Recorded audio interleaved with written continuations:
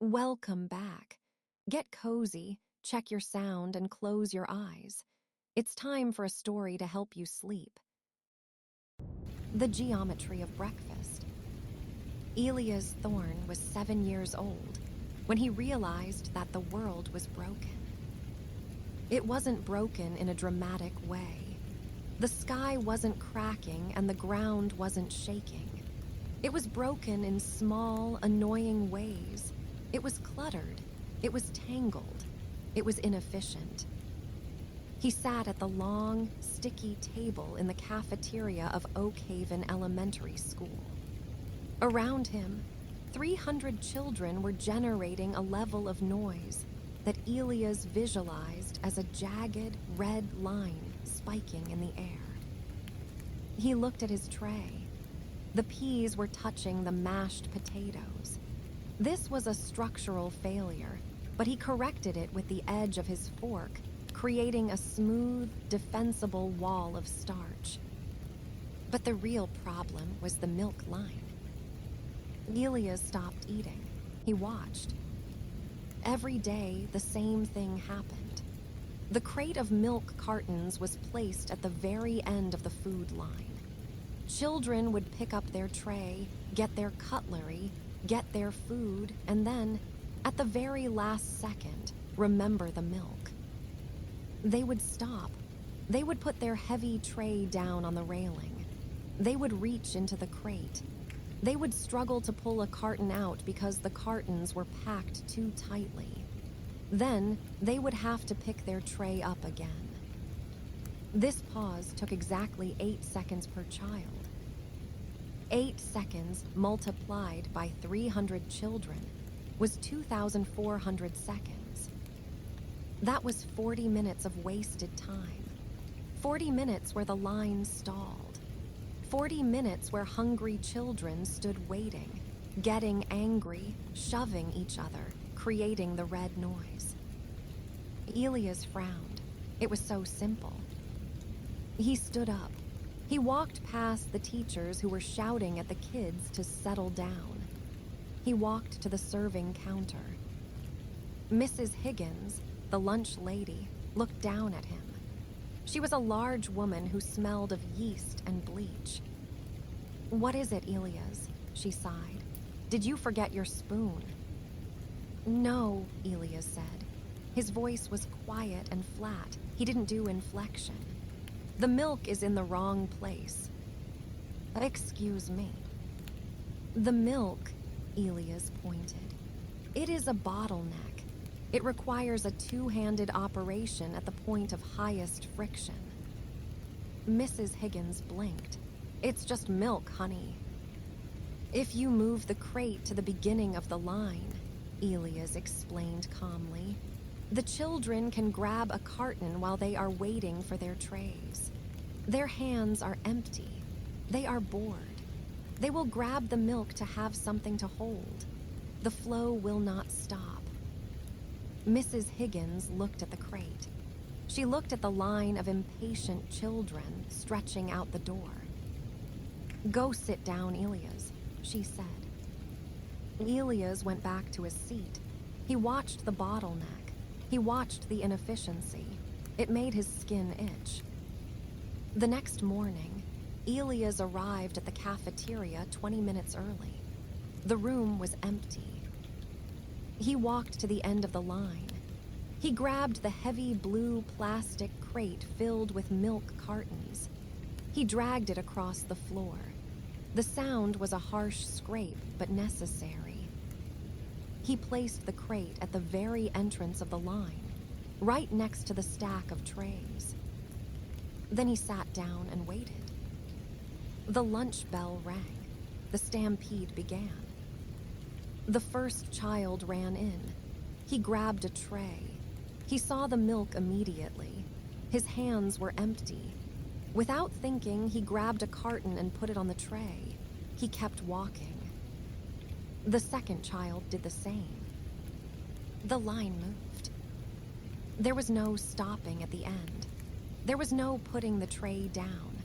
The flow was continuous. It was liquid. By 12, 15, everyone was seated. Usually the last child sat down at 12:45. The cafeteria was quieter. The children had eaten sooner, so their blood sugar was stable. There was less shoving. The red noise had smoothed out into a gentle orange hum.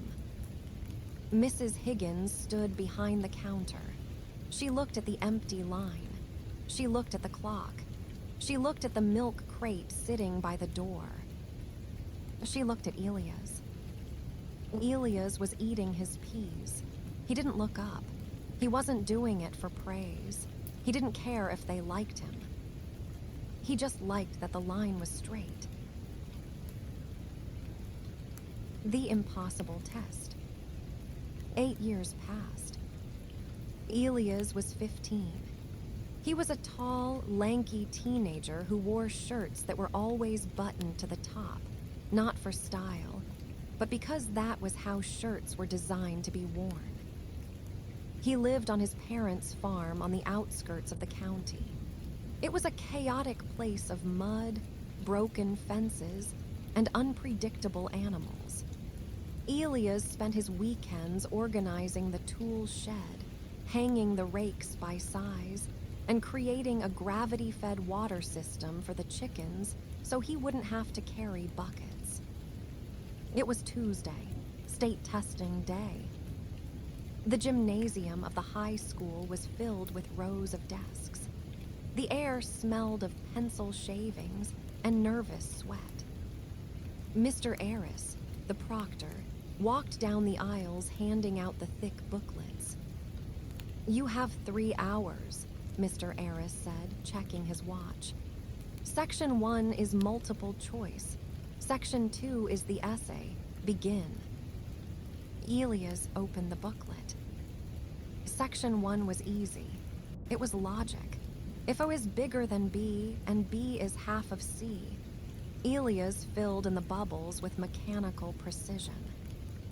Then he turned to Section 2, the essay. The prompt was printed in bold letters. Describe the meaning of community. How can we, as citizens, build a better future together? Elias stared at the question. It was a vague question. It was fluffy. It relied on emotional metaphors. Elias looked out the window of the gymnasium. From his desk, he could see the school parking lot. He could see the fleet of yellow school buses lined up, waiting for the afternoon run. He watched the drivers. They were sitting on the hoods of the buses, smoking and complaining. He thought about his own ride to school. He lived 6 miles away, but the bus ride took 55 minutes. Why? Because the bus drove in a star pattern. It went out to a farm, drove back to the main road. Went out to the next farm, drove back to the main road. It was retracing its own path constantly. It was the milk line all over again. Elias looked at the essay prompt, build a better future. He picked up his pencil. He didn't write about helping neighbors or charity. He wrote, the school bus routing system is wasting 40% of its fuel and 1.5 hours of student time daily. He turned the paper over to the blank side. He closed his eyes and visualized the county map. He saw the roads as a grid. He saw the houses as nodes. He began to draw. He didn't draw a star. He drew a loop. If Bus A started at the furthest point and collected students inward, and Bus B started at the center and collected outward, they would never overlap. He calculated the mileage in the margins. Current route, 42 miles. Proposed loop, 26 miles. He calculated the fuel savings. 16 miles x 2 buses x 180 days x $3.50 per gallon. He calculated the time savings. student productivity gained 45 minutes per morning. He filled the entire back page with a schematic diagram.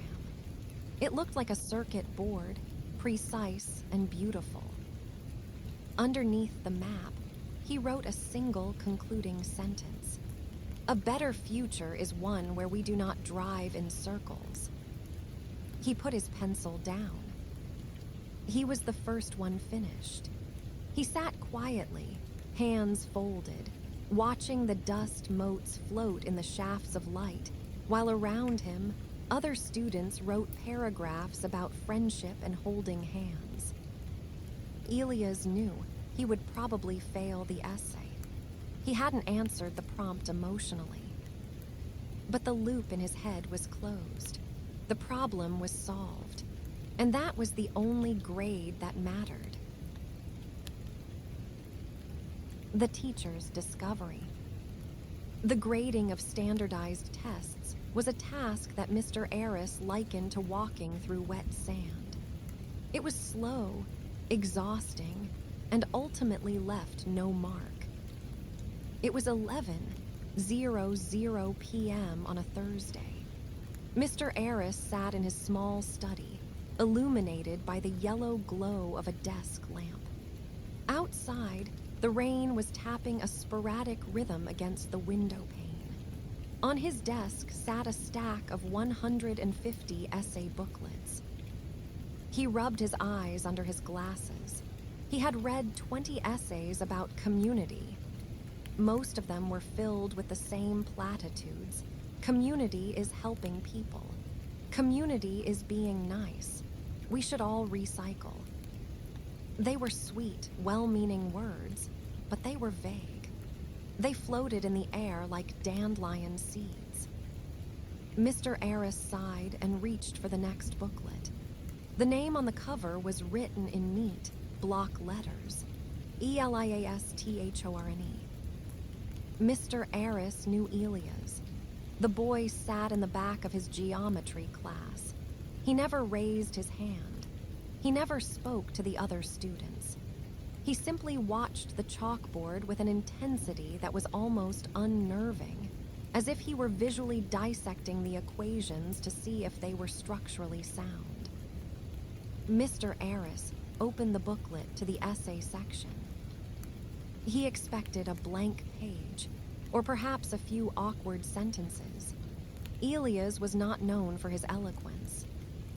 Instead, Mr. Aris found a schematic. There were no paragraphs. There was no introduction or conclusion. The entire page was covered in a precise, hand-drawn map of the county. Lines intersected with mathematical sharpness. Nodes were marked with tiny circles. Arrows indicated directionality. Mr. Aris squinted. He adjusted his glasses. He recognized the map. It was the school district, but the lines were wrong. He read the caption written in Elia's small, tight handwriting. Figure A, optimization of transport logistics. Current efficiency rating, 58%. Proposed efficiency rating, 92%. Mr. Aris leaned back in his creaking wooden chair. What on earth? He read the calculations in the margins. They were dense. Fuel consumption rates, average bus velocity, stop times per student, turning radiuses. Mr. Aris was a math teacher. He loved numbers because numbers didn't lie. Words could lie, students lied in essays all the time, but a calculation was a truth. He pulled a pad of scratch paper toward him. He took out his own calculator. He began to check the boy's work. He checked the mileage. Correct. He checked the fuel load. Correct. He checked the time variables. Correct. According to this 15-year-old boy, the school district was burning thousands of dollars a year simply because the buses were turning left too often, waiting for traffic, instead of turning right, flowing with traffic.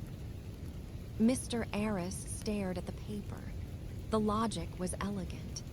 It was a loop system, removing the need for the buses to ever reverse or idle at major intersections. It can't be that simple, Mr. Aris whispered to the empty room.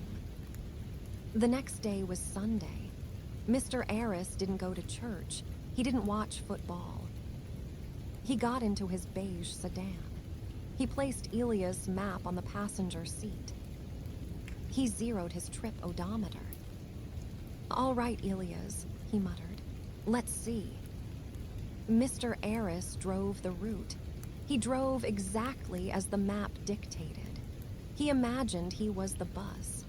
He stopped at the imaginary stops. He followed the loop. The drive was strangely peaceful. Usually, driving through the county meant getting stuck at the four-way stop by the grain silo. But Elia's route bypassed the silo entirely, using a service road that Mr. Aris had forgotten existed. He turned right. He merged. He kept moving. The flow was continuous. There was no braking, no frustration. It felt like sliding down a freshly waxed slide. Mr. Aris pulled back into his own driveway. He looked at his watch. The route had taken 42 minutes. The standard bus schedule allotted 1 hour and 10 minutes.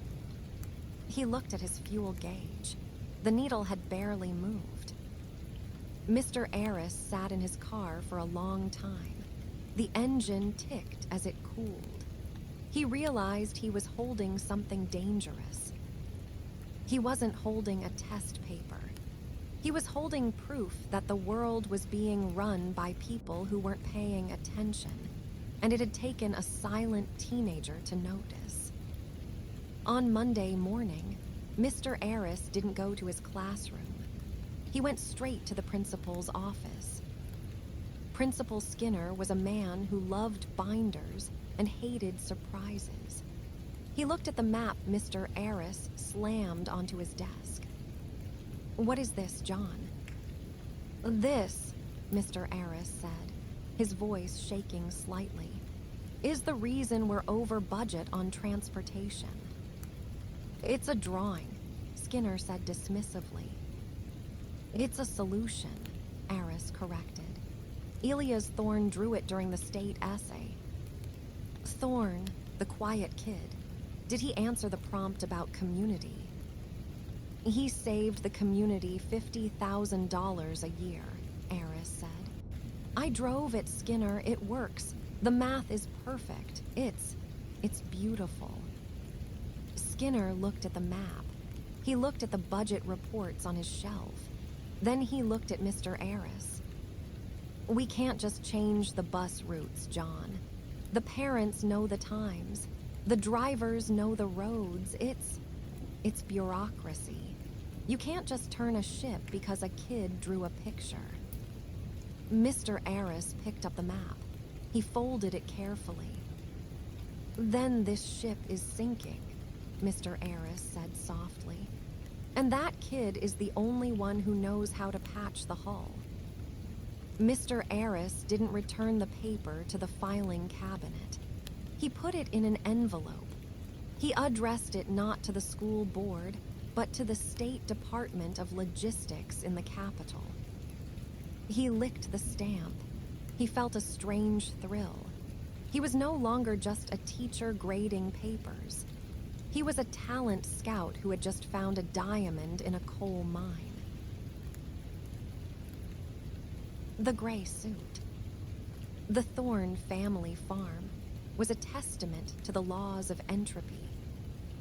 It was a sprawling, messy patch of land where nature was constantly trying to reclaim the structures.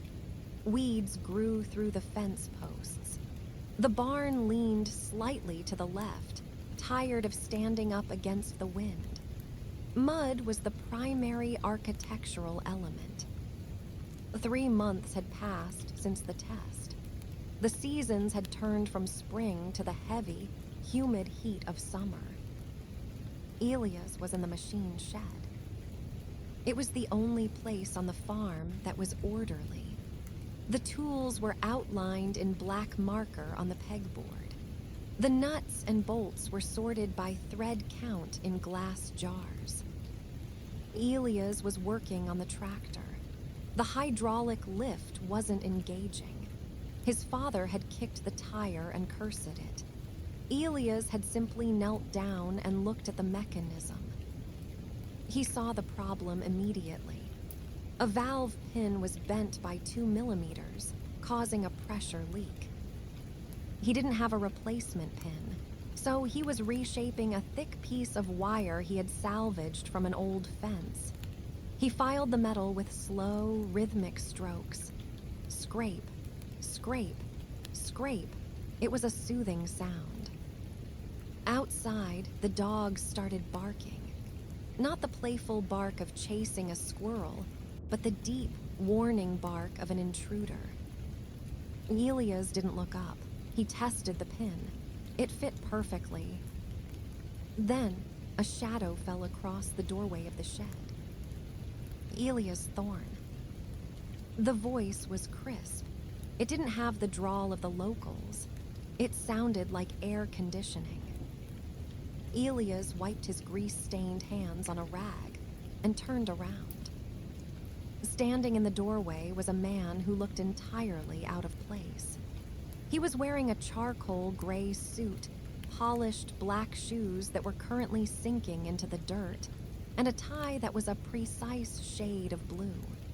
He held a leather briefcase. Behind him, a sleek black sedan was parked next to the rusted pickup truck. "I am Elias," the boy said. The man stepped into the shed, looking around with a mixture of curiosity and distaste. He looked at the organized pegboard, his eyebrows raised. "I am Director Vance," the man said. "From the Department of Logistics in the capital. We received a letter from your teacher." Elias nodded once. "Mr. Aris." "Yes, he sent us your schematic for the bus routes." Vance placed his briefcase on a clean spot on the workbench. He clicked the latches open. Snap, snap. "We ran your numbers through our simulation models," Vance said. "It took our computers 3 days to verify what you drew in an hour." Vance pulled out a file. It was thick. "You were wrong, by the way," Vance said. Elias paused. He felt a slight twitch in his eye. "Wrong." "You underestimated the savings," Vance said, a small smile playing on his lips. "You didn't account for the reduced wear on the tires. The actual savings is closer to 48%. Elias relaxed. "Acceptable margin of error. I did not have the tire friction coefficients." Vance looked at the boy. He saw the grease on his face, the oversized work shirt, the calm, detached eyes. He had expected arrogance. He had expected a genius who wanted to show off. Instead, he found a mechanic who just wanted the machine to work. "Why did you do it?" Vance asked. The essay asked about community. "Inefficiency is disrespectful," Elias said simply. "Wasting people's time is a form of theft. If the bus is late, the student is stressed. If the student is stressed, they do not learn. If they do not learn, the community fails. The root was the root cause." Vance closed the file. He looked at the tractor Elias was working on. "What are you doing now?" "Fixing the hydraulics," Elias said. "The factory pin is made of soft alloy. It bends under torque. I am replacing it with tempered steel wire. It will last 3 times longer." Vance watched him slide the makeshift pin into the valve. Elias tightened the nut. He reached over and flipped the lever. The hydraulic arm hissed and lifted smoothly, silently. "It works," Vance noted. Of course, Elias said. Physics is consistent. Vance took a step closer. The polished shoes squelched in the mud, but he didn't seem to care anymore. Elias, the capital is complicated, Vance said. It is not like this farm. It is a machine with 1,000,000 moving parts, and most of them are rusty. We have traffic jams that last for hours. We have paperwork that goes in circles. We have buildings that make people sad just by looking at them. Vance extended a hand. We don't need politicians. We have plenty of those. We need someone who can see the bent pins. We need a mechanic for the state. Elias looked at the man's hand. Then he looked at the shed. He looked at the farm. He had fixed the tractor. He had fixed the chicken coop. He had organized the tools. The farm was a small puzzle, and he had solved it. It was boring now. But the capital, a machine with 1,000,000 moving parts, that sounded like a puzzle that would take a lifetime. Elias wiped his hand on his pants one last time. He shook Vance's hand. The grip was firm. I will need a notebook, Elias said. Graph paper, not lined. We have warehouses full of it, Vance promised. And I cannot wear a tie, Elias added, looking at the knot at Vance's throat. It restricts blood flow to the brain by approximately 4%. That is an unacceptable loss of cognitive function. Vance laughed. It was a genuine laugh.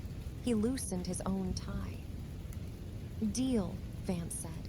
Pack your bag, Elias. The car is waiting. Elias didn't look back at the farmhouse as he walked to the black sedan. He didn't feel sentimental.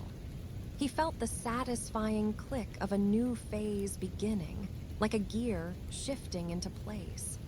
He was leaving the mud behind. He was going to straighten the lines of the world. The Department of Complication. The capital of Orenthia was not designed. It had happened. It was a city that had layered itself over centuries. Medieval alleyways crashed into industrial avenues, and modern glass towers sprouted from the concrete bunkers of the last century. To a normal person, it was picturesque. To Elias Thorne, it was a visual migraine. Director Vance's black sedan slid through the streets. Elias sat in the back, his forehead pressed against the cool glass. His eyes darted back and forth, scanning the chaos. He saw traffic lights that were unsynchronized, forcing cars to brake every 100 meters. That was a loss of kinetic energy. He saw pedestrians navigating around poorly placed billboards. That was a loss of time. The city was a giant ball of tangled wires, and Elia's fingers itched to start pulling them straight. The car stopped in front of a massive gray building, the Ministry of Logistics. It was built in a style that could only be described as bureaucratic brutalism. Huge, heavy, with narrow windows that looked like arrow slits. Welcome to the machine, Vance said, opening the door. Inside, the building hummed. It wasn't the hum of a beehive where everyone knows their job. It was the hum of a broken refrigerator. People in gray suits ran down corridors clutching folders, phones were ringing, and printers were jamming. Vance led Elias to the basement. We are starting you in special projects, Vance said. It sounds impressive, but it's mostly just a closet where we put problems we can't solve. Elia's office was indeed a closet. It had no windows. It had a desk, a chair, and a stack of graph paper. Here is your first assignment, Vance said, handing him a thick folder. Consider it a test. If you solve this, you get a window. Elias opened the folder. Subject, the lobby elevators. The problem was simple. The building had 20 floors and 2,000 employees. The elevators were old and slow. The wait time in the lobby during the morning rush was averaging 6 minutes. Employees were furious. The union was filing complaints. The engineering team had proposed a solution: rip out the elevator shafts and install high-speed turbo motors. Cost $4 million. Time, 6 months of construction. They want me to redesign the motors, Elias asked. They want you to find a way to make them faster without spending $4 million, Vance said. Good luck. Elias didn't look at the blueprints of the motors. He went to the lobby. He stood in the corner, holding his stopwatch. He watched. The elevators were indeed slow, but Elias noticed something else. The people waiting weren't just standing, they were suffering. They checked their watches. They sighed. They tapped their feet. They stared at the metal doors, agonizing over every second. The problem wasn't mechanical. It was psychological. The wait felt long because the time was empty. Elias went back to his basement. He didn't draw a motor. He drew the lobby. He sketched the walls next to the elevators. Currently, they were painted a dull beige. He took his graph paper to Vance's office. I have the solution, Elias said. That was 2 hours, Vance said, skeptical. You designed a new motor. No, the motor speed is irrelevant. The problem is boredom. Elias slid a single piece of paper across the desk. It was a requisition form. Order 4 floor-to-ceiling mirrors. Placement directly next to the elevator doors. Cost $500. Mirrors, Vance asked. If you put up mirrors, Elias explained, people will look at themselves. They will check their ties. They will fix their hair. They will look at other people looking at themselves. The brain is fascinated by reflection. The wait time will remain 6 minutes, but it will feel like 30 seconds. Vance stared at him. You want to fix a mechanical delay with vanity. I want to fix the complaint, Elias said. Do you want faster elevators, or do you want happy employees? They installed the mirrors the next morning. The complaints dropped to 0. The engineers were baffled. They checked the motors. They were still slow. But the people in the lobby were no longer tapping their feet. They were adjusting their collars and smiling at their reflections. The red noise of the lobby had vanished, absorbed by the glass. Elias got his window. The traffic knot. Having solved the elevator crisis with a trip to the glass store, Elias was given a real problem. The Gordian knot. It was an intersection in the garment district where 5 roads met at odd angles. Every morning at 8:00 a.m., the traffic locked up. It became a solid block of honking cars, fuming buses, and desperate delivery trucks. It stayed that way until noon. City planners had spent a decade trying to fix it. They had proposed roundabouts. They had proposed traffic lights with AI sensors.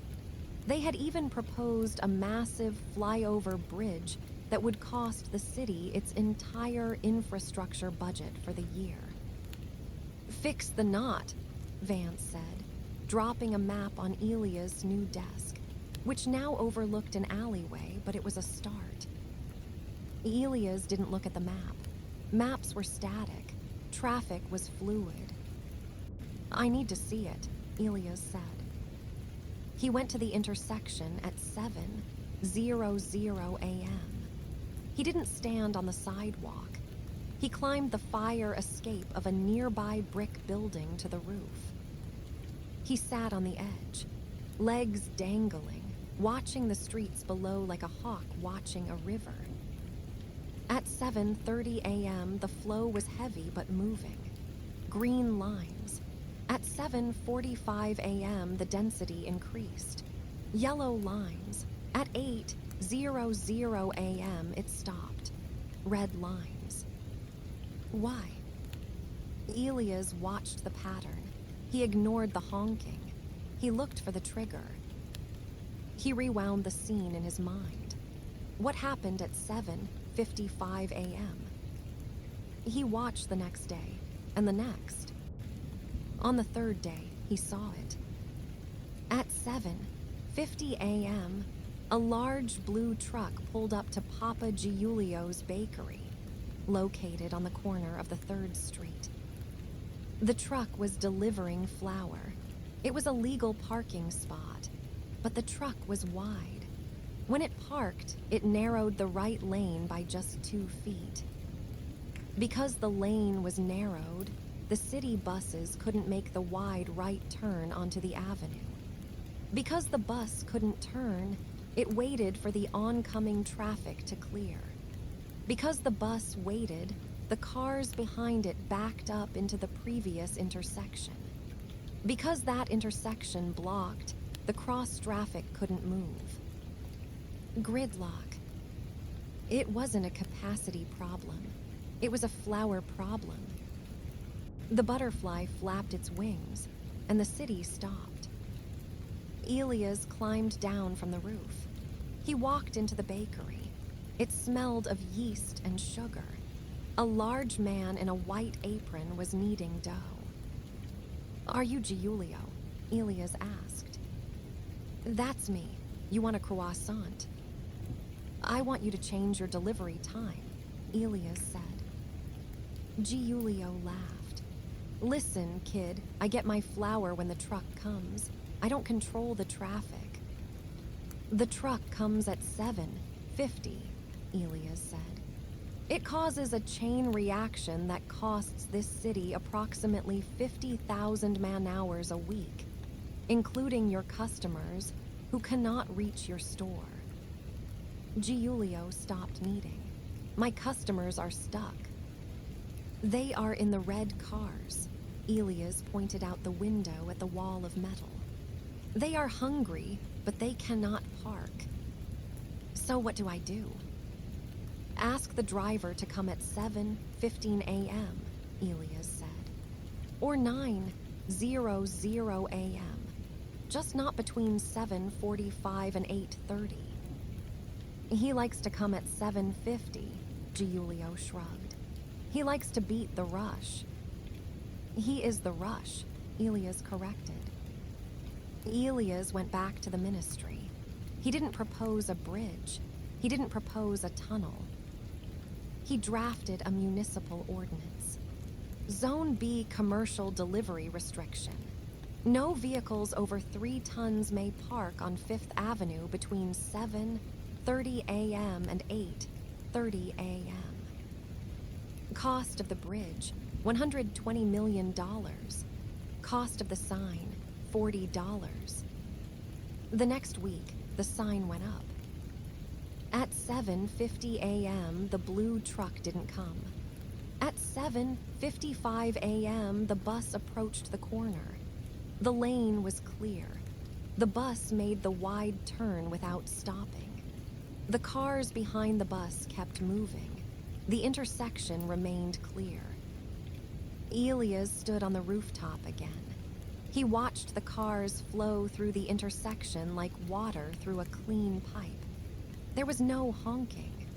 There was only the steady, rhythmic whoosh of motion. It was the most beautiful thing he had ever seen. Vance came into Elias' office that afternoon. He looked pale. "The mayor is asking who fixed the knot," Vance said. "He thinks we secretly built a tunnel." "It was a bakery truck," Elias said, not looking up from his graph paper. "I moved it." Vance sat down. He looked at the teenager who was calmly sharpening a pencil until the point was a perfect needle. "You're dangerous, Elias," Vance whispered, half joking. "You make the impossible look boring." "The impossible is usually just a series of very simple mistakes," Elias said. "Now, can we discuss the city parks? They are designed incorrectly for acoustic dampening." The Silent Park. The city of Orenthia had green spaces, but nobody used them. Central Park was a massive rectangle of grass in the middle of the downtown district. It had benches, old oak trees, and a fountain. It should have been a sanctuary. But it was empty. Elias walked through the park on his lunch break. He ate a sandwich, cut into 4 precise squares, and listened. He heard the roar of the buses on the north side. He heard the sirens from the hospital on the east side. He heard the constant, grinding hum of the highway on the west side. The park wasn't a retreat. It was an echo chamber. The flat ground allowed the sound waves from the city to travel unimpeded, bouncing off the surrounding skyscrapers and amplifying in the center. "The geometry is hostile," Elias muttered. He went back to his office. He pulled out a fresh sheet of graph paper. The city architects wanted to build a high wall around the park, a 10-foot concrete barrier to block the noise. Elias hated walls. Walls were ugly. Walls separated people. Walls were a hard solution to a soft problem. He needed to deflect the sound, not stop it. He thought about the hills on his father's farm. When he lay in the valley between the 2 ridges, he couldn't hear the tractor. The earth absorbed the vibration. The slope deflected the waves upward. Elias drew a line. It wasn't straight. It was a wave. Proposal, the acoustic landscape. Instead of a concrete wall, Elias proposed using the earth itself. He wanted to bulldoze the flat edges of the park into berms, rolling, grassy hills that rose 8 feet high along the perimeter. "You want to make the park bumpy?" the head of Parks and Recreation asked, looking at the drawing. "I want to build a bowl," Elias corrected. "Sound waves travel in straight lines. If they hit a slope, they are deflected upward into the sky. The center of the bowl remains quiet." The construction took 3 months. Bulldozers pushed the dirt into gentle, rolling mounds. They planted thick bushes and pine trees on top of the berms to act as a secondary filter. Pine needles are excellent sound absorbers. On the opening day, Elias walked into the park. He walked up the gentle slope of the berm, hearing the roar of the traffic. Then, he walked down the other side, into the bowl. As he descended, the sound vanished. It didn't fade. It cut out. The roar of the city was thrown over his head. He reached the center. He sat on a bench. He heard a bird chirping. He heard the water in the fountain splashing. He heard the wind rustling the leaves. He did not hear the buses. The park filled up. People came in from the chaotic streets, walked over the berms, and stopped. Their shoulders dropped. They sat on the grass. They whispered, afraid to break the magical silence. Elias had created a room of quiet in a house of noise. He hadn't built a wall to keep people out. He had shaped the earth to hold the peace in. The waste of paper. Fixing the city was satisfying. But Elias soon realized that the biggest obstacle wasn't traffic or noise. It was the ministry itself. The Ministry of Logistics ran on paper. Rivers of it, mountains of it. Every decision required a form. Every form required a copy. Every copy required a receipt. Elias watched the clerks. They spent 60% of their day looking for papers, moving papers, or stapling papers. "This is friction," Elias told Vance. He pointed to a trolley being pushed down the hallway. It was stacked high with the annual bridge maintenance report. It was 400 pages long. "Who reads that?" Elias asked. "Nobody," Vance admitted. "Maybe the summary, but we need the details for the archives." "If nobody reads it, the information is dead," Elias said. "It is just weight." Elias calculated the cost. Ink, paper, storage space, physical fatigue of carrying it, cognitive fatigue of ignoring it. He drafted a new policy. It was radical. It was terrifying to the bureaucrats. The single-sheet policy. The memo was simple and naturally fit on half a page. Effective immediately, no internal proposal, report, or request may exceed one side of one standard sheet of paper. If the idea cannot be explained in 500 words, it is not ready to be executed. Font size minimum, 11. The ministry panicked. "I can't explain the sewer budget in one page," the head of sanitation shouted at Elias. "It's too complex." "The budget is a number," Elias said calmly. "The reasons are bullet points. If you need 40 pages to justify the money, you are hiding something in the middle." The first week was chaos. People tried to cheat. They used tiny fonts. Elias sent the papers back. They used narrow margins. Elias sent them back. They tried to staple appendices to the back. Elias shredded the appendices. But by the second week, something changed. People started to think before they wrote. Instead of pasting boilerplate text, they had to edit. They had to decide what was actually important. They had to distill the truth.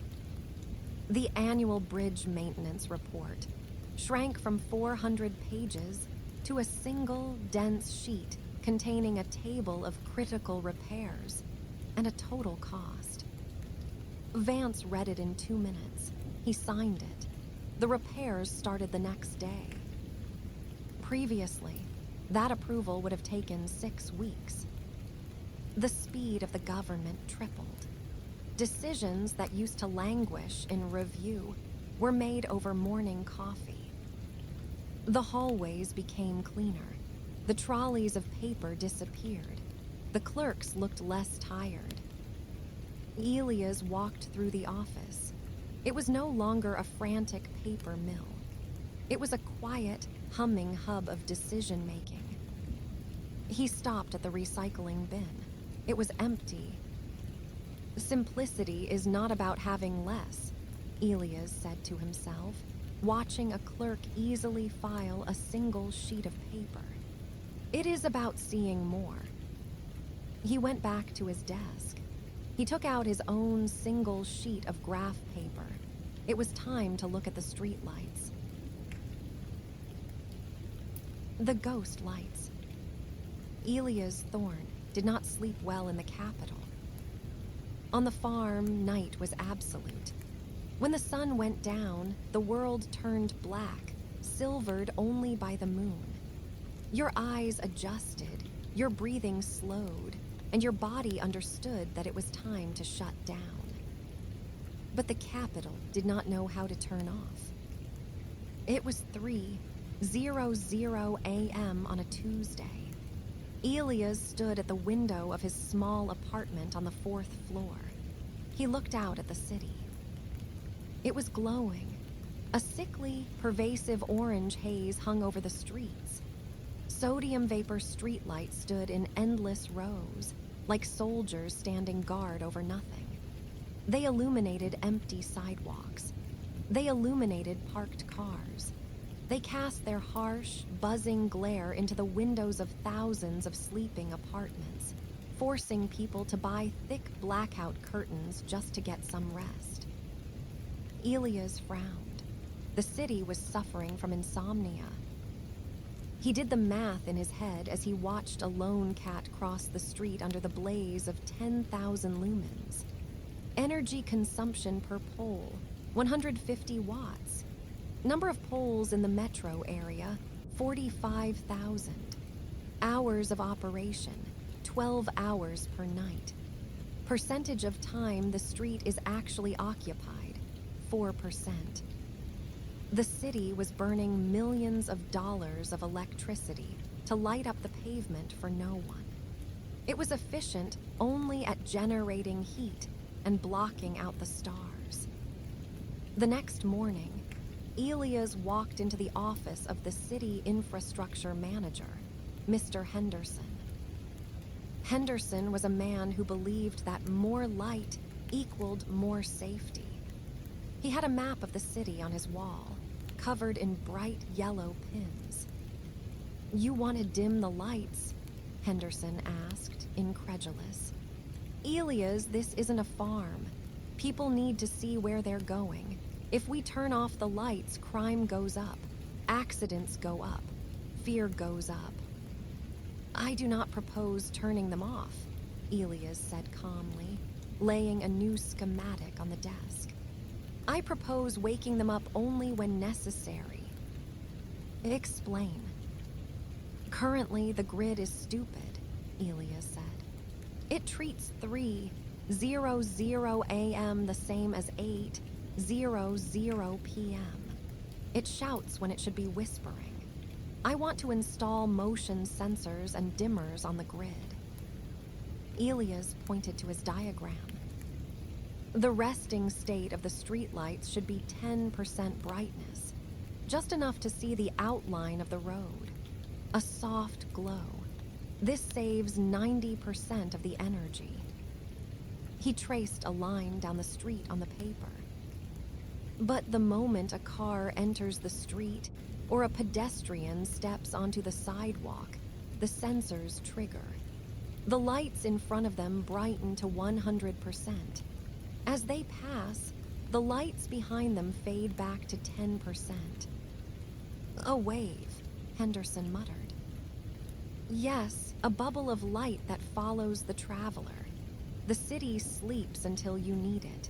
It is biomimicry, like bioluminescent plankton in the ocean. They only glow when the water is disturbed." Henderson looked at the cost projection. The installation of sensors was expensive, but the energy savings, the number was staggering. The system would pay for itself in 8 months. After that, it was pure profit. "Let's test it," Henderson said. "Sector 4, the residential district." The installation took 3 weeks. On the night of the activation, Elias went to the roof of the tallest building in Sector 4. Vance stood beside him. "This had better work," Vance said nervously. "Or we're going to have a lot of angry people tripping in the dark." "Watch," Elias said. At 11:00 p.m., the command was sent. Suddenly, the oppressive orange glare that filled the valley below vanished. It didn't go pitch black. Instead, the streets turned a soft, ghostly moonlight color. The harsh edges disappeared. The light pollution that bounced off the clouds faded. For the first time in decades, the sky above Sector 4 turned a deep, velvet blue. "Look," Elias pointed. Down below, a single car turned onto Main Street. As it moved, a pool of bright, warm light sprang up around it, moving with the vehicle. It looked like a spotlight following an actor on a stage. The car drove a block, and the darkness gently swallowed the road behind it. On a side street, a person walking a dog stepped under a lamp. The lamp woke up, greeting them with light. They walked to the next one and it brightened. "It's breathing," Vance whispered. "The city is breathing." The effect was hypnotic. From above, the city looked like a living organism. Sparks of light fired in the neurons of the streets only where the energy was flowing. The complaints Henderson feared never came. Instead, the hospital reported a strange anomaly. Patients were sleeping longer. The police reported that crime didn't rise. In fact, the spotlight effect made criminals feel more exposed, not less. And the citizens of Sector 4 stepped out onto their balconies. They didn't look down at the street. They looked up. "What are those?" Vance asked, tilting his head back. "Those represent efficient nuclear fusion occurring light years away," Elias said, a rare tone of satisfaction in his voice. "We call them stars." Elias had dimmed the city, and in doing so, he had given the people back the sky. The cues of bread. Winter arrived in the capital, turning the gray concrete into a slushy, freezing mess. Elias was walking to the ministry when he saw the line. It was wrapping around the block of the St. Jude's Community Center. Men and women, huddled in thin coats, stomping their feet to keep warm. They were waiting for the soup kitchen to open. Elias stopped. He watched the line. It was slow. It was inefficient. But more than that, it was visibly painful. He checked his watch. 11:30 a.m. He walked 2 blocks west. He stood in the alleyway behind the Golden Goose, one of the city's finest Italian bakeries. He watched the back door open. A sous chef came out carrying 2 large black garbage bags. He threw them into the dumpster. The heavy thud suggested density. Elias walked over. He opened the dumpster lid. Inside were dozens of loaves of focaccia, baguettes, and rolls. They were hard, perhaps a day old, but perfectly edible. There were trays of lasagna that had been prepared but not served. Elias did the mental calculation instantly. Distance between the dumpster and the hungry line, 400 meters. Calories wasted in this alley, 15,000. Calories needed in that line, 12,000. There was no food shortage in the capital. There was a logistics failure. The food was in one place. The hunger was in another. The gap between them was not distance, it was data. Elias didn't go to his office. He walked into the kitchen of the Golden Goose. The head chef, a large man named Marco, turned around holding a ladle. "Hey, no customers in the kitchen." "I am not a customer," Elias said. "I am from the government. Why are you throwing away the bread?" "It's stale," Marco said. "We bake fresh every morning. Customers pay for fresh. We can't sell yesterday's bread." "But you pay to have the trash taken away," Elias noted. "You pay a waste management fee by weight." "Yeah, it's expensive." "I have a proposal," Elias said.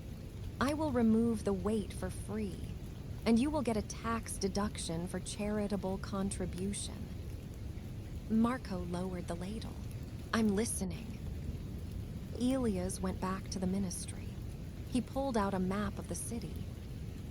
He marked every restaurant, bakery, and grocery store with a blue dot. He marked every shelter, food bank, and community center with a red dot. He connected them. The problem was transport. The restaurants didn't have time to deliver. The shelters didn't have vehicles to pick up. But the city did. Elias remembered his first project, the bus loop. Between the hours of 10:00 a.m. and 11:30 a.m., and again from 2:00 p.m. to 4:00 p.m., the city buses were running at 20% capacity. They were driving empty circles. Elias drafted the food relay protocol. He designed a simple app for the restaurant owners. At the end of the shift, they didn't throw the food in the trash. They boxed it and pressed a button, ready for pickup. The signal went to the nearest city bus driver. Bus 402, the radio would crackle. Stop at Luigi's Bistro. Pick up 2 crates. The bus would pull over. The crates would be loaded. The bus would continue its route. 10 minutes later, the bus would stop near St. Jude S. The crates would be offloaded. Elias launched the pilot program on a Tuesday. He stood outside St. Jude S. The line was there, shivering. Then a city bus pulled up. The doors hissed open. The driver didn't let off passengers. He handed down 4 boxes of warm, high-quality bread and 2 trays of roasted chicken from a hotel banquet that had overordered. The volunteers carried the food inside. The smell of rosemary and garlic hit the cold air. The line began to move. But it moved differently. It wasn't a shuffle of despair anymore. The people smelled the food. It wasn't watery soup today. It was real food, dignified food. Elias watched from across the street. He saw the dumpster behind the bakery stay empty. He saw the bus fill its empty seats with boxes of sustenance. He saw the line disappear as everyone was fed. He realized he hadn't just moved calories. He had closed a circuit. He had connected the excess of the wealthy to the need of the poor, using the veins of the city that already existed. That night, Elias ate his own dinner, a simple bowl of rice. He felt a deep sense of satisfaction. The equation of the city was unbalanced, heavy on one side and light on the other. Today, he had added a simple equals sign, and the scales had tipped just a little closer to equilibrium. The water pressure. July hit the capital of Orenthia like a heated blanket. The asphalt grew soft and sticky. The air shimmered above the car roofs. But the worst part was the silence of the water. The government declared a level 4 drought. This meant strict rationing. The city fountains were turned off. The public gardens, which Elias had so carefully shielded with acoustic berms, began to turn yellow and brittle. The city became a dusty, parched oven. Elias stood before the grand fountain in the central plaza. Usually, it was a cascading masterpiece that cooled the air for blocks. Now, it was just a pile of dry, cracking stone pipes covered in pigeon droppings. Sad sight, isn't it? The mayor said, walking up to Elias. He was wiping sweat from his forehead with a handkerchief. But we have no choice. The reservoirs are at 40%. We can't waste drinking water on decorations. A fountain is not a decoration, Elias said, looking at the dry stone. It is a cooling system. Without the evaporative effect, the ambient temperature in the plaza is 4 degrees higher. This forces the air conditioning units in the surrounding skyscrapers to work 15% harder, which overloads the electrical grid. We don't have the water, Elias, the mayor said, throwing up his hands. Unless you know how to summon rain. Elias did not know how to summon rain, but he knew how to see pipes. He returned to his office and unrolled the blueprints for the city's sewage and water supply. It was a complex web of blue and red lines.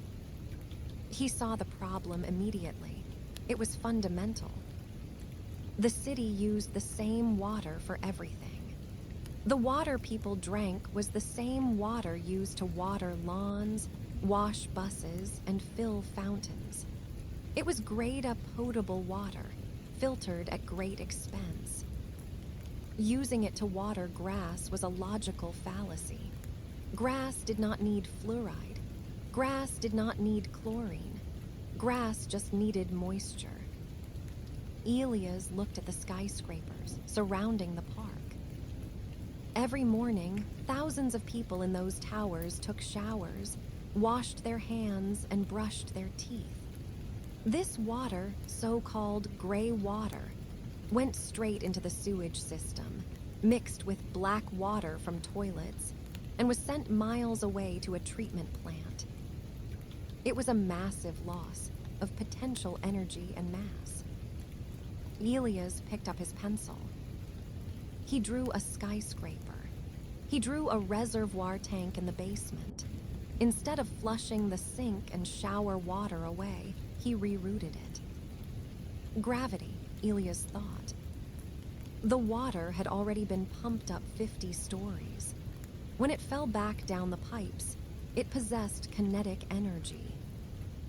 Elias drafted the schematic for the gravity loop. The water falling from the upper floors could spin micro-turbines, reclaiming electricity. Then, passing through a simple sand filtration system, sufficient for plants, though not for drinking, it could flow by gravity directly into the parks and fountains. Elias went to the mayor with a plan. "We will not turn on the main valve," Elias said. "We will hook the fountains to the skyscrapers. The buildings sweat thousands of liters a day. Let the buildings water the city." The engineers had to work hard. They had to tap into the drainage systems of 3 major towers around the park and lay new pipes to the fountain. The work took 2 weeks of hellish heat. On the day of the activation, a crowd gathered in the plaza. They were exhausted by the heat. Elias stood at the valve. It wasn't an electronic switch. It was an old-fashioned manual wheel. He turned it. First came the hiss of air, then a gurgle. And suddenly, water burst from the nozzles of the grand fountain. It wasn't crystal clear like tap water. It was slightly cloudy, smelling faintly of rain and earth, but it was cold. The crowd gasped. The water hit the stone and exploded into millions of droplets. A mist covered the plaza. The temperature dropped instantly. People walked to the edge, putting their hands in the spray. Through a system of channels, the overflow ran onto the lawns. The yellow grass drank greedily. "Is that someone's bathwater?"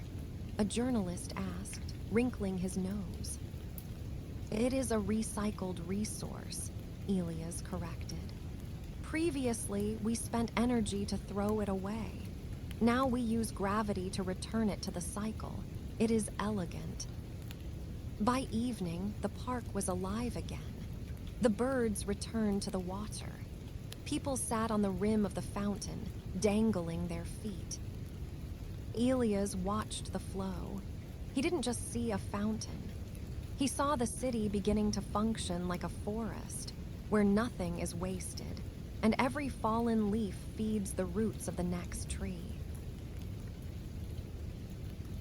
The Library of Things. Autumn brought cooler air, and a new problem that scratched at the back of Elias' brain. Clutter.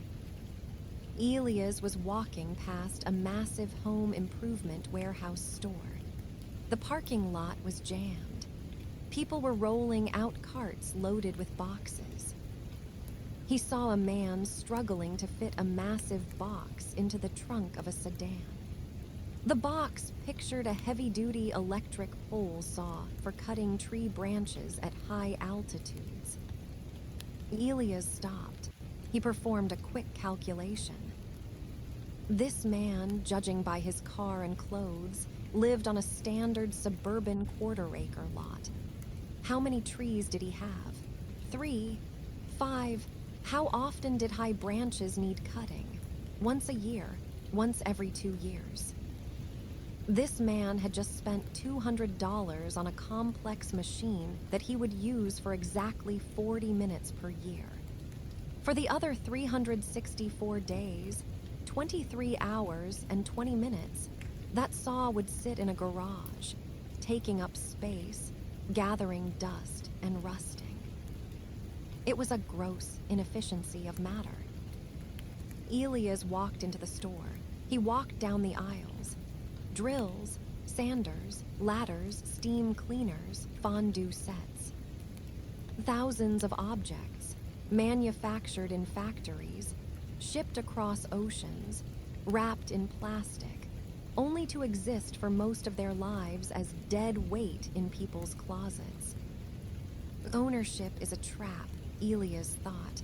We don't need a drill, we need a hole in the wall. He went to the Central Public Library. It was a majestic building, but half empty. People read from screens now. The head librarian, Mrs. Wexler, sat behind the desk, sadly stamping due dates. Elias Thorne, she said, adjusting her glasses. Are you here to reorganize my cataloging system? I'll tell you now, Dewey is sacred. Dewey was a genius of order, Elias said. But you have a problem. You have space but no visitors. And the people have needs but no space. What do you propose? I want to open a new wing, Elias said. But not for books, for things. He laid out the concept of the library of practice. Instead of every resident in the district buying a cheap, low-quality drill that would break in a year, the city would buy 50 professional-grade, industrial drills. A person comes in, scans their card, takes the drill, makes the hole, brings the drill back. It's unusual, Mrs. Wexler said, but it would bring people in. They cleared out the dusty archive room in the basement. They installed pegboards and heavy-duty shelves. They stocked it with the 1% items, things people need rarely but desperately. Pasta makers, carpet cleaners, 20-foot ladders, sewing machines, high-end telescopes. The program launched quietly. Elias stood in the corner on the first Saturday. A young woman came in. Do you have a power sander? I found an old table, but I don't want to buy a tool just for one table. Aisle 3, the librarian said. We have a Bosch orbital sander, top of the line. The woman's eyes lit up. She checked it out like a book. An hour later, an old man returned a pressure washer. Cleaned the whole driveway, he said, beaming. Thing works like a beast, much better than the cheap one I used to have. But Elias noticed something else happening. The line at the checkout wasn't silent. The man, returning the pressure washer, looked at the woman holding the sander. Refinishing furniture, he asked. Yeah, she said. I'm nervous, I've never done it. Go with the grain, the man advised. And don't press down. Let the weight of the machine do the work. They started talking. They exchanged numbers. The transfer of the tool became a transfer of knowledge. Elias smiled. The big box stores sold isolation. Every man in his own garage with his own tools. The library of things built connection. He watched the inventory rotate. The objects were being used constantly. They were fulfilling their purpose. They weren't dying in the dark of a garage. They were living in the hands of the makers. Elias walked out of the library. He didn't own a drill, but he knew exactly where to get one if he ever needed to make a hole. The uncomfortable chair. The Department of Vital Records, DVR, was widely considered to be the circle of hell reserved for people who had committed the sin of needing paperwork. Located in the sub-basement of the municipal hall, it was a windowless cavern where the air felt recycled, stale, and thick with the invisible static of frustration. This was where citizens came for the milestones of life, to register a birth, to file a marriage license, or to obtain a death certificate. These were profound, emotional moments, yet the city treated them like processing cattle. The average wait time was 48 minutes. The error rate on filed forms was staggering. Nearly 15% of all documents had to be redone because of typos or missing signatures. The atmosphere was a toxic soup of crying babies, shouting citizens, and defensive clerks. Director Vance called Elias into his office on a rainy Tuesday. "It's the union," Vance said, rubbing his temples. "The clerks at the DVR are threatening to strike. They say the workload is too high and the public is too aggressive. They want security guards installed at every window." "Aggression is a symptom, not a cause," Elias said, staring at the rain streaking the window. "I will inspect the site." Elias went down to the sub-basement. He didn't introduce himself. He took a ticket from the red dispenser, number 402, and stood in the back of the room. He closed his eyes and let the sensory data wash over him. First, the sound. It wasn't just voices. It was a high-pitched, electric whine. BZZZZZZZT. The overhead lighting consisted of 50 rows of industrial fluorescent tubes. They were old. The ballasts were failing, creating a 60 hertz hum that sat on the edge of perception, drilling into the skull. Second, the light spectrum. The bulbs were cool white, 6,500 Kelvin. It was a harsh, blue-tinted light, the same spectrum used in interrogation rooms and hospital operating theaters. It suppressed melatonin and spiked cortisol. It was the color of anxiety. Third, the furniture. Elias watched Mrs. Gable, a senior clerk, at window 4. She was a woman of 60 with kind eyes, but her face was twisted into a permanent grimace. She was shouting at a young couple who had filled out their marriage license in blue ink instead of black. "Read the sign," Mrs. Gable snapped. "Black ink only." The couple looked ready to cry. Elias walked behind the counter. The security guard tried to stop him, but Elias flashed his ministry badge and walked straight to Mrs. Gable's desk. "Mrs. Gable," Elias said softly, "may I sit in your chair?" Mrs. Gable blinked, taken aback. "I suppose. I'm on break in 2 minutes anyway." She stood up. She rubbed her lower back with a grimace. Elias sat down. Immediately, his body slid forward. The seat pan was tilted downward at a 15-degree angle. The pneumatic lift was broken, so the chair was too low, forcing his elbows up high to reach the keyboard.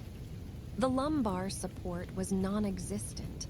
The backrest was a piece of hard plastic that dug into his spine. It was a torture device. To type, Elias had to tense his shoulders, curve his spine, and strain his neck. After 10 seconds, he felt annoyance. After 10 minutes, he knew he would feel rage. "You are in pain," Elias said to Mrs. Gable. "My back kills me every day," she admitted, "and the headache starts at noon." "A person in pain cannot be patient," Elias observed. "You are not angry at the couple with the blue pen. You are angry at the chair." Elias returned to Vance's office. "Well," Vance asked, "do we hire security guards?" "No," Elias said. "We hire interior decorators." "Decorators. Elias, the budget is tight." "The cost of a strike is higher," Elias countered. "And the cost of a 15% error rate is astronomical in man-hours. The room is designed to create hostility. We must redesign it to create compliance." Elias drafted the plan. It was not an engineering schematic. It was a sensory overhaul. Phase 1, the spectrum. He ordered the removal of every fluorescent tube. He replaced them with warm LED panels set to 3000 Kelvin, a soft, golden light that mimicked the late afternoon sun. It was calming. It made people look healthier. Phase 2, the sound. He installed acoustic baffles on the ceiling to absorb the echo of voices. He added a low-level pink noise generator, a soft sound like rushing air that masked individual conversations, creating a blanket of privacy. Phase 3, the support. He ordered 20 high-end ergonomic chairs with proper lumbar support and adjustable armrests for the clerks. Phase 4, the biophilia. He placed large potted ferns between the service windows. The renovation took a weekend. On Monday morning, Mrs. Gable walked in. She stopped. The harsh, buzzing glare was gone. The room glowed with a warm, library-like ambience. It smelled of fresh soil from the plants. She sat in her new chair. It held her. Her feet touched the floor. Her elbows rested naturally on the desk. She let out a long breath she didn't know she had been holding. The doors opened. The public came in. Usually, the citizens entered with their shoulders hunched, ready for a fight. But the warm light disarmed them. They lowered their voices instinctively, the way people do in a church or a museum. A man walked up to window 4. He had forgotten his ID. In the old room, Mrs. Gable would have snapped at him. The pain in her back would have made his mistake feel like a personal attack. But today, Mrs. Gable wasn't in pain. She was comfortable. "Oh, don't worry, honey," she said, smiling. "It happens.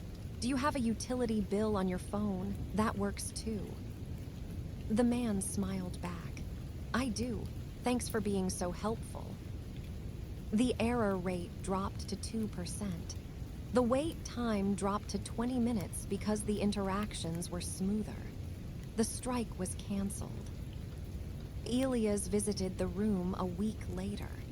He stood in the corner, watching. The red noise of conflict had been replaced by the green hum of productivity. He realized that efficiency wasn't just about the shortest line between 2 points. Sometimes, efficiency was about making the chair soft enough that the human being sitting in it could remember how to be kind. The river cleanup. The River Oren had once been the jewel of the capital. In the old paintings from the 1800s, it was blue and teeming with fish. Now, it was a thick brown ribbon that smelled of sulfur and diesel. It oozed rather than flowed. For 50 years, the industrial district had dumped runoff into the water. Heavy metals, nitrates, oil, and silt. The river was biologically dead. No fish could survive in the hypoxic sludge. The mayor had promised to clean it up. He had spent $10 million on the Oran Scrubber 3000, a fleet of massive, robotic barges that patrolled the surface. They had conveyor belts that scooped up floating trash and plastic bottles. It looked good on the news. The mayor would stand on the bank, pointing at the machines eating garbage. But Elias knew it was theater. He stood on the muddy bank of the river, wearing tall rubber boots. He wasn't looking at the plastic bottles floating on top. He was looking at the water itself. He dipped a glass jar into the river and held it up to the sun. The water was murky, filled with suspended particles. "The machine cleans the skin," Elias whispered to himself. "But the sickness is in the blood." Director Vance stood up on the levee, holding a handkerchief to his nose. "It smells terrible, Elias. The scrubber machines keep breaking down. The sludge clogs the gears. The engineers want to build a bigger machine." "Machines are allergic to chaos," Elias said, pouring the dirty water back. "The river is too complex for gears. You cannot filter 1 million gallons of poison with a metal net." "So what do we do? Build a chemical treatment plant?" "No," Elias said. "That is too expensive and requires too much energy. We need an army of workers who work for free, never sleep, and actually enjoy eating poison." Vance looked around. "Who?" "Plants," Elias said. He pulled out a diagram. It wasn't a blueprint of a machine. It was a botanical study. "Project, the Green Kidney." "We are fighting the river," Elias explained. "We built concrete walls to channel it, which speeds up the flow and prevents the sediment from settling. We stripped the banks of life. I propose we give the river back to the land." Elias proposed phytoremediation. He wanted to plant 20 miles of the riverbank with Typha latifolia, cattails, and Phragmites, common reeds. "These plants are biological filters," Elias said, tapping the drawing. "Their root systems are dense. They trap the sediment. Bacteria live on the roots and break down the nitrates into harmless gas. The plants themselves absorb heavy metals like lead and mercury, storing them in their leaves." "It's gardening," Vance said, skeptical. "The mayor wants a ribbon-cutting ceremony. You can't cut a ribbon on a reed bed." "Tell the mayor that in 5 years, he will be able to catch a trout in this river," Elias said. "That is a better photo op." They began the planting in the spring. It wasn't glamorous. There were no shiny machines, just teams of workers in waders pushing seedlings into the toxic mud. It looked pathetic at first, tiny green shoots drowning in the brown sludge. The first year, nothing seemed to happen. The reeds grew. The river still smelled. The public complained that the weeds looked messy compared to the concrete walls. But Elias was patient. He monitored the data. By the second year, the roots had locked the soil in place. The water near the banks began to clear as the sediment was trapped. By the third year, a massive green wall of cattails lined the river. They swayed in the wind, a living lung breathing for the city. Elias went down to the water in the 4th summer. The smell of sulfur was gone. It smelled of wet earth and green growth. He waded in. The water was clear enough to see the pebbles on the bottom. And then he saw it, a flash of silver. A small fish darted between the reed stems, then another. A dragonfly landed on a cattail leaf. A blue heron stood motionless in the shallows, hunting. The ecosystem had rebooted. The machines had failed because they tried to impose order from the outside. The plants succeeded because they created order from the inside. They didn't fight the poison, they digested it. Elias took a sample of the water. He capped the jar. It was clear. He didn't take it to the mayor. He took it to his office and placed it on the windowsill next to his single sheet of graph paper. The sunlight passed through the water, refracting into a small rainbow on his desk. It was the proof of the longest, straightest line he had ever drawn. The line between patience and healing. The promotion.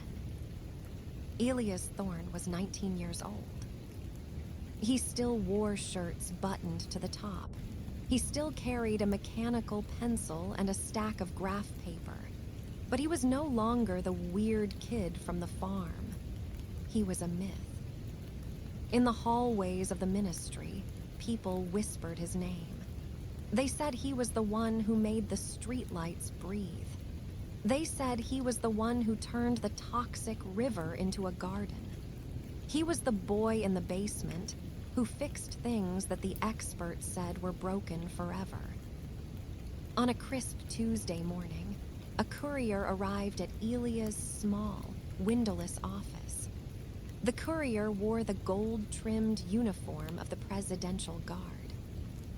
"Mr. Thorne," the courier said, standing at attention. "The president requests your presence, immediately." Elias looked up from a diagram of a bicycle lane. "I am busy.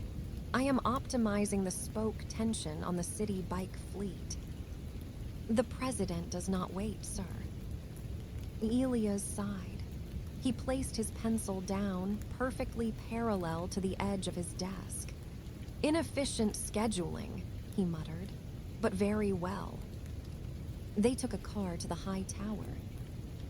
The high tower was the seat of power in Orenthia.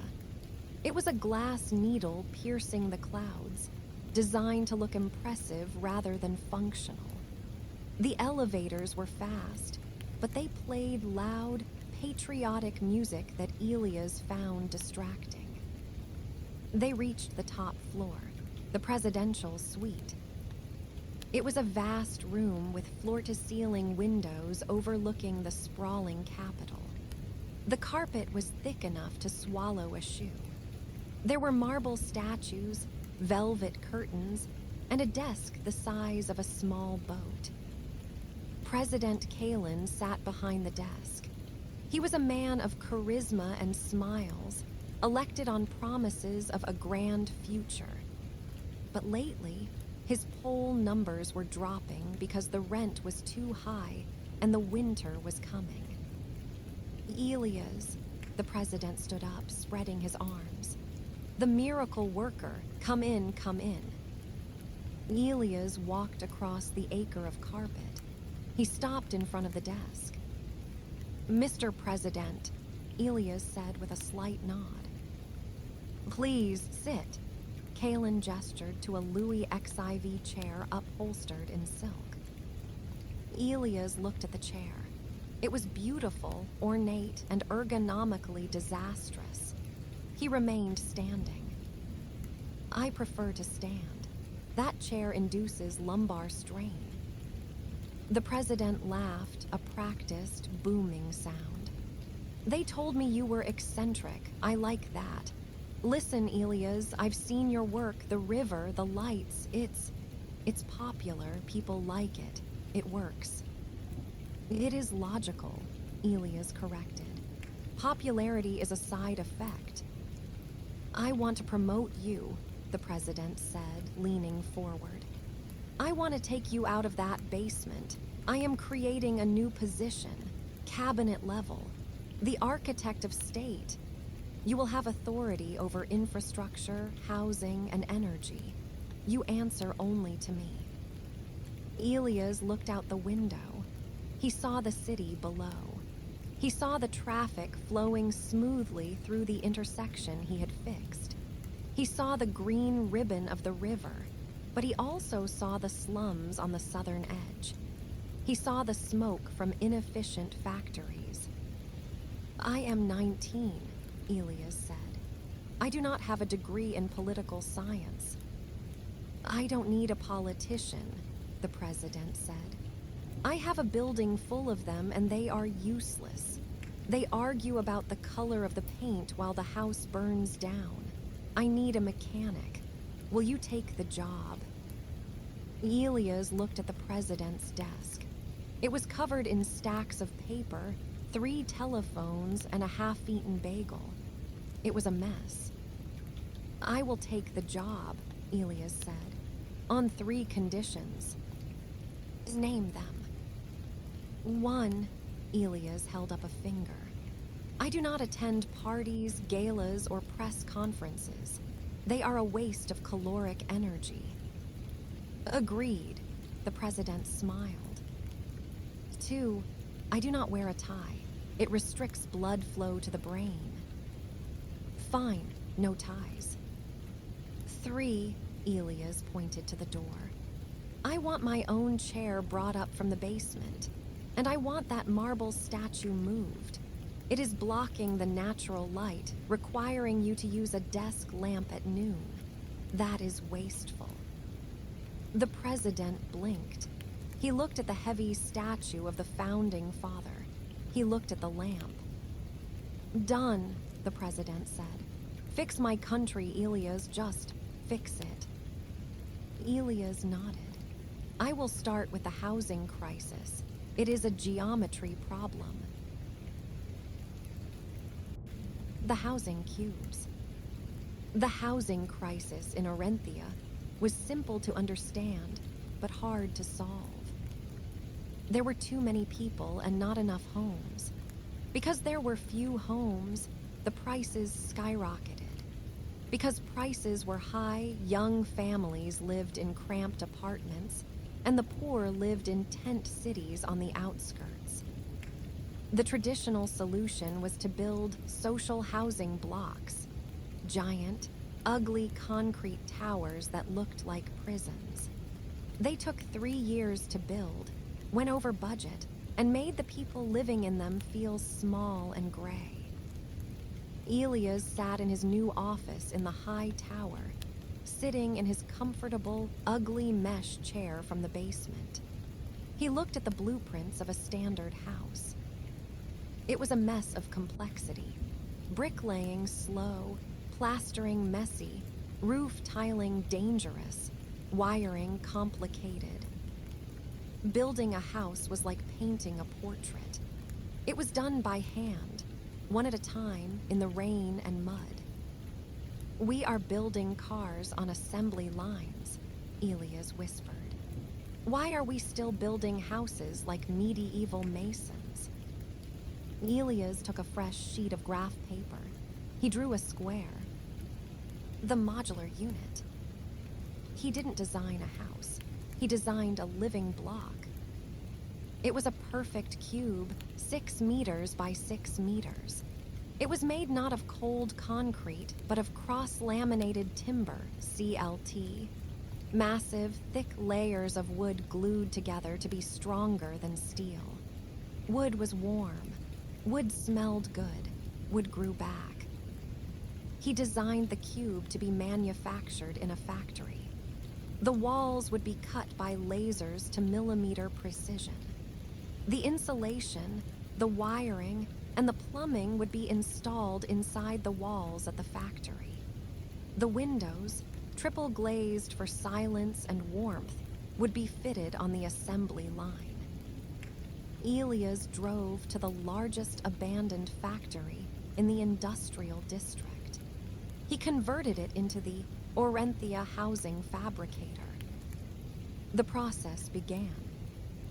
At one end of the factory, raw timber entered. Robots cut, glued and assembled. At the other end, finished rooms rolled out. They weren't gray boxes. They were beautiful, honey-colored wooden spaces with built-in shelves and soft lighting. They were loaded onto trucks. Elias chose a plot of vacant land on the south side of the city, the Field of Mud, where nothing had been built for decades. The trucks arrived. Usually, a construction site is a loud, dirty place that lasts for a year. This site was a ballet. A crane lifted a kitchen module. It lowered it onto the foundation pilings. Click! It lifted a bedroom module. It placed it on top. Click! It lifted a living room module with a glass wall. Click! The modules locked together with steel bolts. The connections were airtight instantly. Elias watched. It took 4 hours to assemble a 2-story home. 4 hours, not 4 months.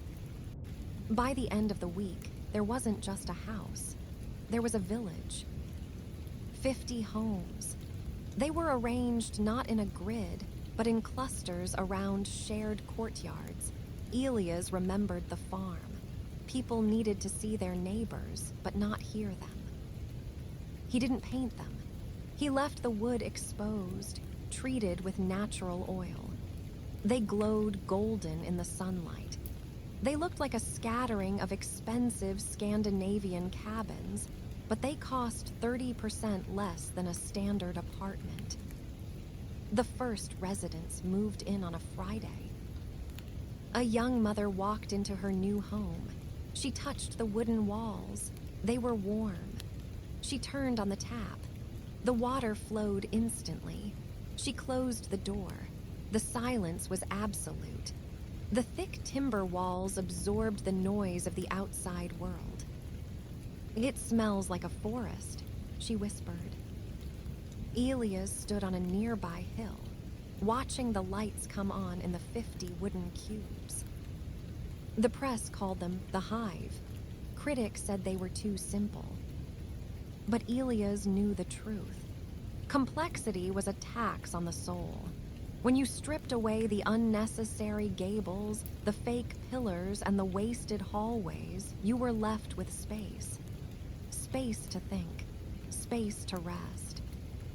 He saw a child running through the courtyard, jumping from the porch of one cube to another. The housing crisis wasn't solved yet. He needed to build 10,000 more. But the prototype worked. He had turned the slow, messy act of construction into a clean, rhythmic loop of production. He checked housing prototype off his list. Next on the list, education. "Why do we make children sit in rows?" Elias asked the wind. "The brain is not a field of corn." The School of Curiosity. The education system of Orenthia had not changed in 150 years.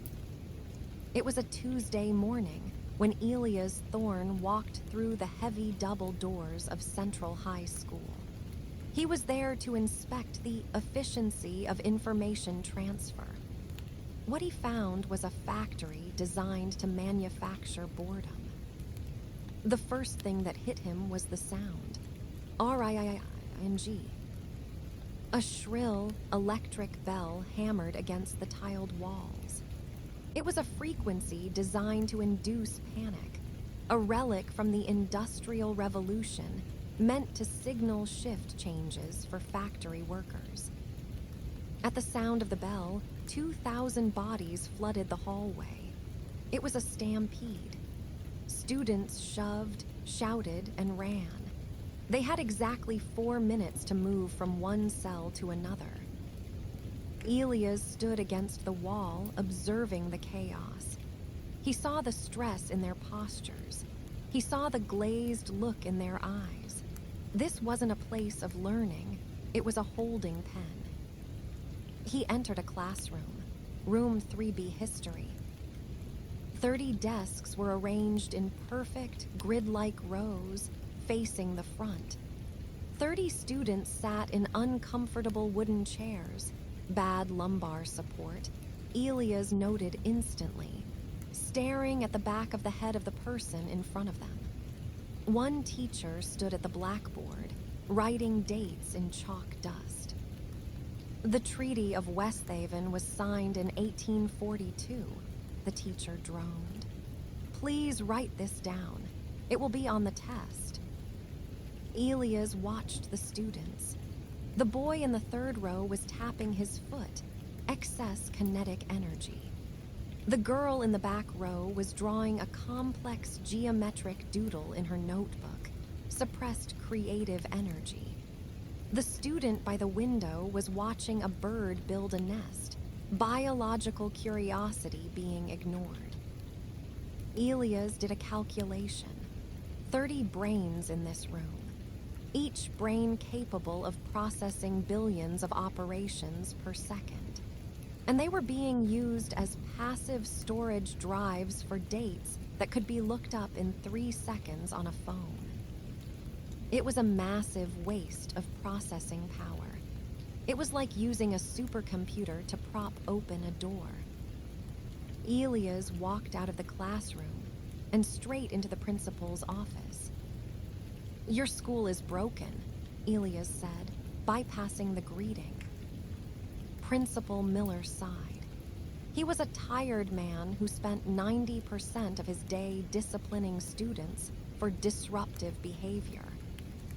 "We are underfunded, Mr. Thorne," Miller said. "We have too many kids and not enough books." "The problem is not the books," Elias said. "The problem is the geometry. You have arranged the students like corn in a field. But corn does not need to think. Corn only needs to grow in a line. Children need to solve problems."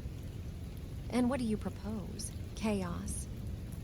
"No," Elias said. "I propose a workshop." Elias spent the next month redesigning the very concept of a school. He took a sledgehammer, figuratively, though he wanted to do it literally, to the curriculum. He chose an abandoned wing of the school for his pilot program. First, he removed the bells. "Learning does not happen in 40-minute blocks," Elias wrote in his directive. "Focus requires flow. If a student is deep in a math problem, ringing a bell to force them to read poetry is an act of violence against the mind." Second, he removed the rows. He replaced the individual desks with large, round tables. He tore down the walls between the classrooms, creating a vast, open-plan space filled with natural light. Third, he removed the subjects. There was no math class. There was no biology class. There were projects. On the first day of the new system, 50 students walked into the new wing. They looked confused. Where were the teachers? Where was the blackboard? Elias stood in the center of the room. Next to him was a broken motorcycle engine, a pile of soil, and a broken 3D printer. "This engine does not run," Elias said to the group. "This soil is too acidic to grow tomatoes, and this printer has a jammed nozzle." He looked at the students. "Fix them," Elias said. "Use math to calculate the piston compression. Use chemistry to balance the soil pH. Use engineering to unjam the printer. You have all day. No bells will ring." The students hesitated. They were waiting for instructions. They were waiting to be told what to write down. "There is no test," Elias added. "The test is, does the engine start? Does the tomato grow? Reality is the grader." Slowly, the paralysis broke. The boy who tapped his foot walked over to the engine. He touched the metal. He picked up a wrench. His foot stopped tapping. His energy focused. The girl who doodled went to the 3D printer. She looked at the mechanism. She began to draw a diagram of the jam. By 2:00 p.m., the room was humming. It wasn't the silence of a library, nor was it the chaos of the hallway. It was the green hum of engagement. Elias watched from the gallery. He saw the troublemakers arguing passionately about fuel-to-air ratios, math. He saw the quiet kids testing soil samples with litmus paper, chemistry. He saw the lazy kids reading technical manuals with intense focus, reading comprehension. They weren't memorizing the year 1842.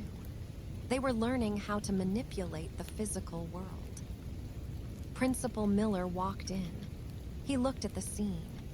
He looked at the boy with the wrench, who was covered in grease and smiling for the first time in 3 years. "They aren't fighting," Miller whispered. "Usually by this time of day I have 3 fights." "Boredom breeds aggression," Elias observed. "Purpose breeds peace." Elias walked over to the boy working on the engine. "The compression ratio," Elias said softly. "Check the intake valve." The boy looked up. "I think the seal is cracked. If I grind it down by 2 millimeters, it might hold." "A sound hypothesis," Elias said. "Proceed." Elias left the school that afternoon without hearing a single bell.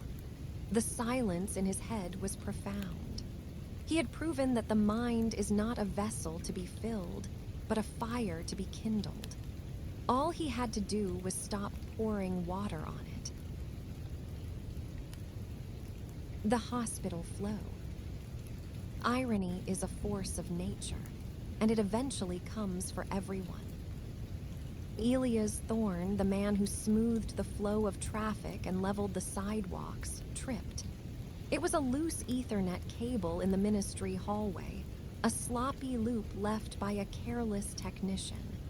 Elias' foot caught it. Gravity took over. He fell, landing hard on his left wrist. The snap was audible.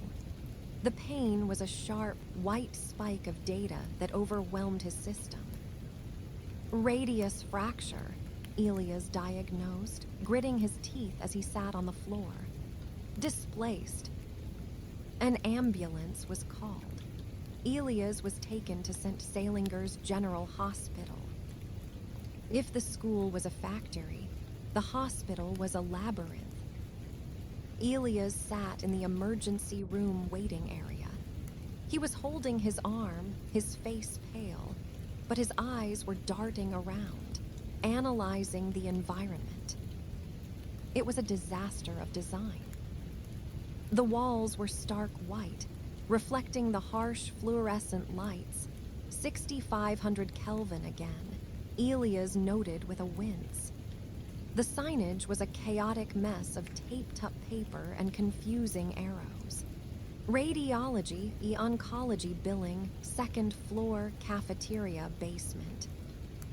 People were wandering the hallways looking like lost ghosts. They stopped nurses to ask for directions. "Where is the lab? Where is the elevator?" Every time a nurse stopped to give directions, she lost 30 seconds. Multiplied by hundreds of interruptions, the medical staff was losing hours of critical care time simply acting as tour guides. Elias was finally called. A nurse pointed down a long, branching corridor. "Go to radiology. Take a left at the vending machines, then a right at the nurse's station, then look for the blue door." Elias walked. He was in pain. His cognitive function was compromised by shock. He turned left. He saw 3 doors, none were blue. He felt a surge of panic. Where am I? His heart rate spiked. This was physiologically counterproductive. Stress constricts blood vessels. Healing requires relaxation. The building is raising my blood pressure, Elias muttered, leaning against a wall. This architecture is pathogenic. He eventually found radiology. He got his cast, a clean fiberglass shell. The next day, Elias did not take sick leave. He returned to the hospital with his arm in a sling and Vance by his side. Elias, you broke your bone yesterday, Vance said. Go home. I broke my bone, Elias said. But this building is breaking people's spirits. I need floor plans. Elias treated the hospital not as a building, but as a circulatory system. In a body, blood does not get lost. The arteries carry oxygen, red. The veins carry waste, blue. The lymphatic system carries fluid, green. It is a color-coded highway. Why were humans navigating by reading tiny signs? We are going to paint the floors, Elias announced to the hospital board. Paint, the chief of medicine asked. We need more doctors, not paint. You have enough doctors, Elias countered. But they are busy giving directions to the bathroom. We will automate the navigation. Elias designed a system based on the 3 currents. He hired a crew to paint thick, continuous lines on the floor of the entire hospital. The red line, emergency and trauma. This line started at the entrance and flowed directly to the ER, then to surgery, then to ICU. It was the fast lane. If you were bleeding, you followed the red line. You didn't need to read. You just ran on the red. The blue line, diagnostics and scans. This line led to radiology, MRI, blood labs. It was cool and calm. The green line, recovery and visitors. This line meandered. It went to the patient wards, the cafeteria, the gardens, the gift shop. It was the slow lane. Elias didn't stop at the floor. He changed the walls. White is the color of fear, Elias declared. It is the color of bone and sterility. He ordered the waiting rooms to be painted in soft sage greens and dusty blues, colors that, according to studies, lowered heart rates by 5 beats per minute. He replaced the buzzing televisions, which played 24-hour news cycles of disaster, with slow-moving digital art of forests and oceans. A month later, Elias returned to get his cast removed. He walked through the main entrance. He saw an elderly man standing there, looking confused. The man looked down. He saw the blue line. He saw the icon of a generic scanner on the floor. The man stepped onto the blue line and began to walk. He didn't stop a nurse. He moved with confidence. Elias followed the green line to the orthopedics wing. The hallway was quiet. The nurses were moving efficiently between rooms, no longer waylaid by lost visitors. The air felt calmer. The panic frequency of the building had dropped. Elias sat in the doctor's office. Your arm healed nicely, the doctor said, checking the X-ray. Faster than usual. I had good navigation, Elias said. He looked at the floor. The green line ran right to the door and continued out into the hallway, a continuous thread of logic leading the way out. Elias realized that healing wasn't just about medicine. It was about removing the friction between the patient and the cure. By drawing a simple line on the floor, he had removed the fear of being lost. And a mind that isn't lost is a mind that can start to mend. The energy kite. The wind in Orenthia was a constant, invisible force. It rattled the windows of the high tower and snatched hats from the heads of pedestrians. For decades, the energy lobby had argued about wind turbines. "They are ugly," said the citizens. "They ruin the view of the mountains."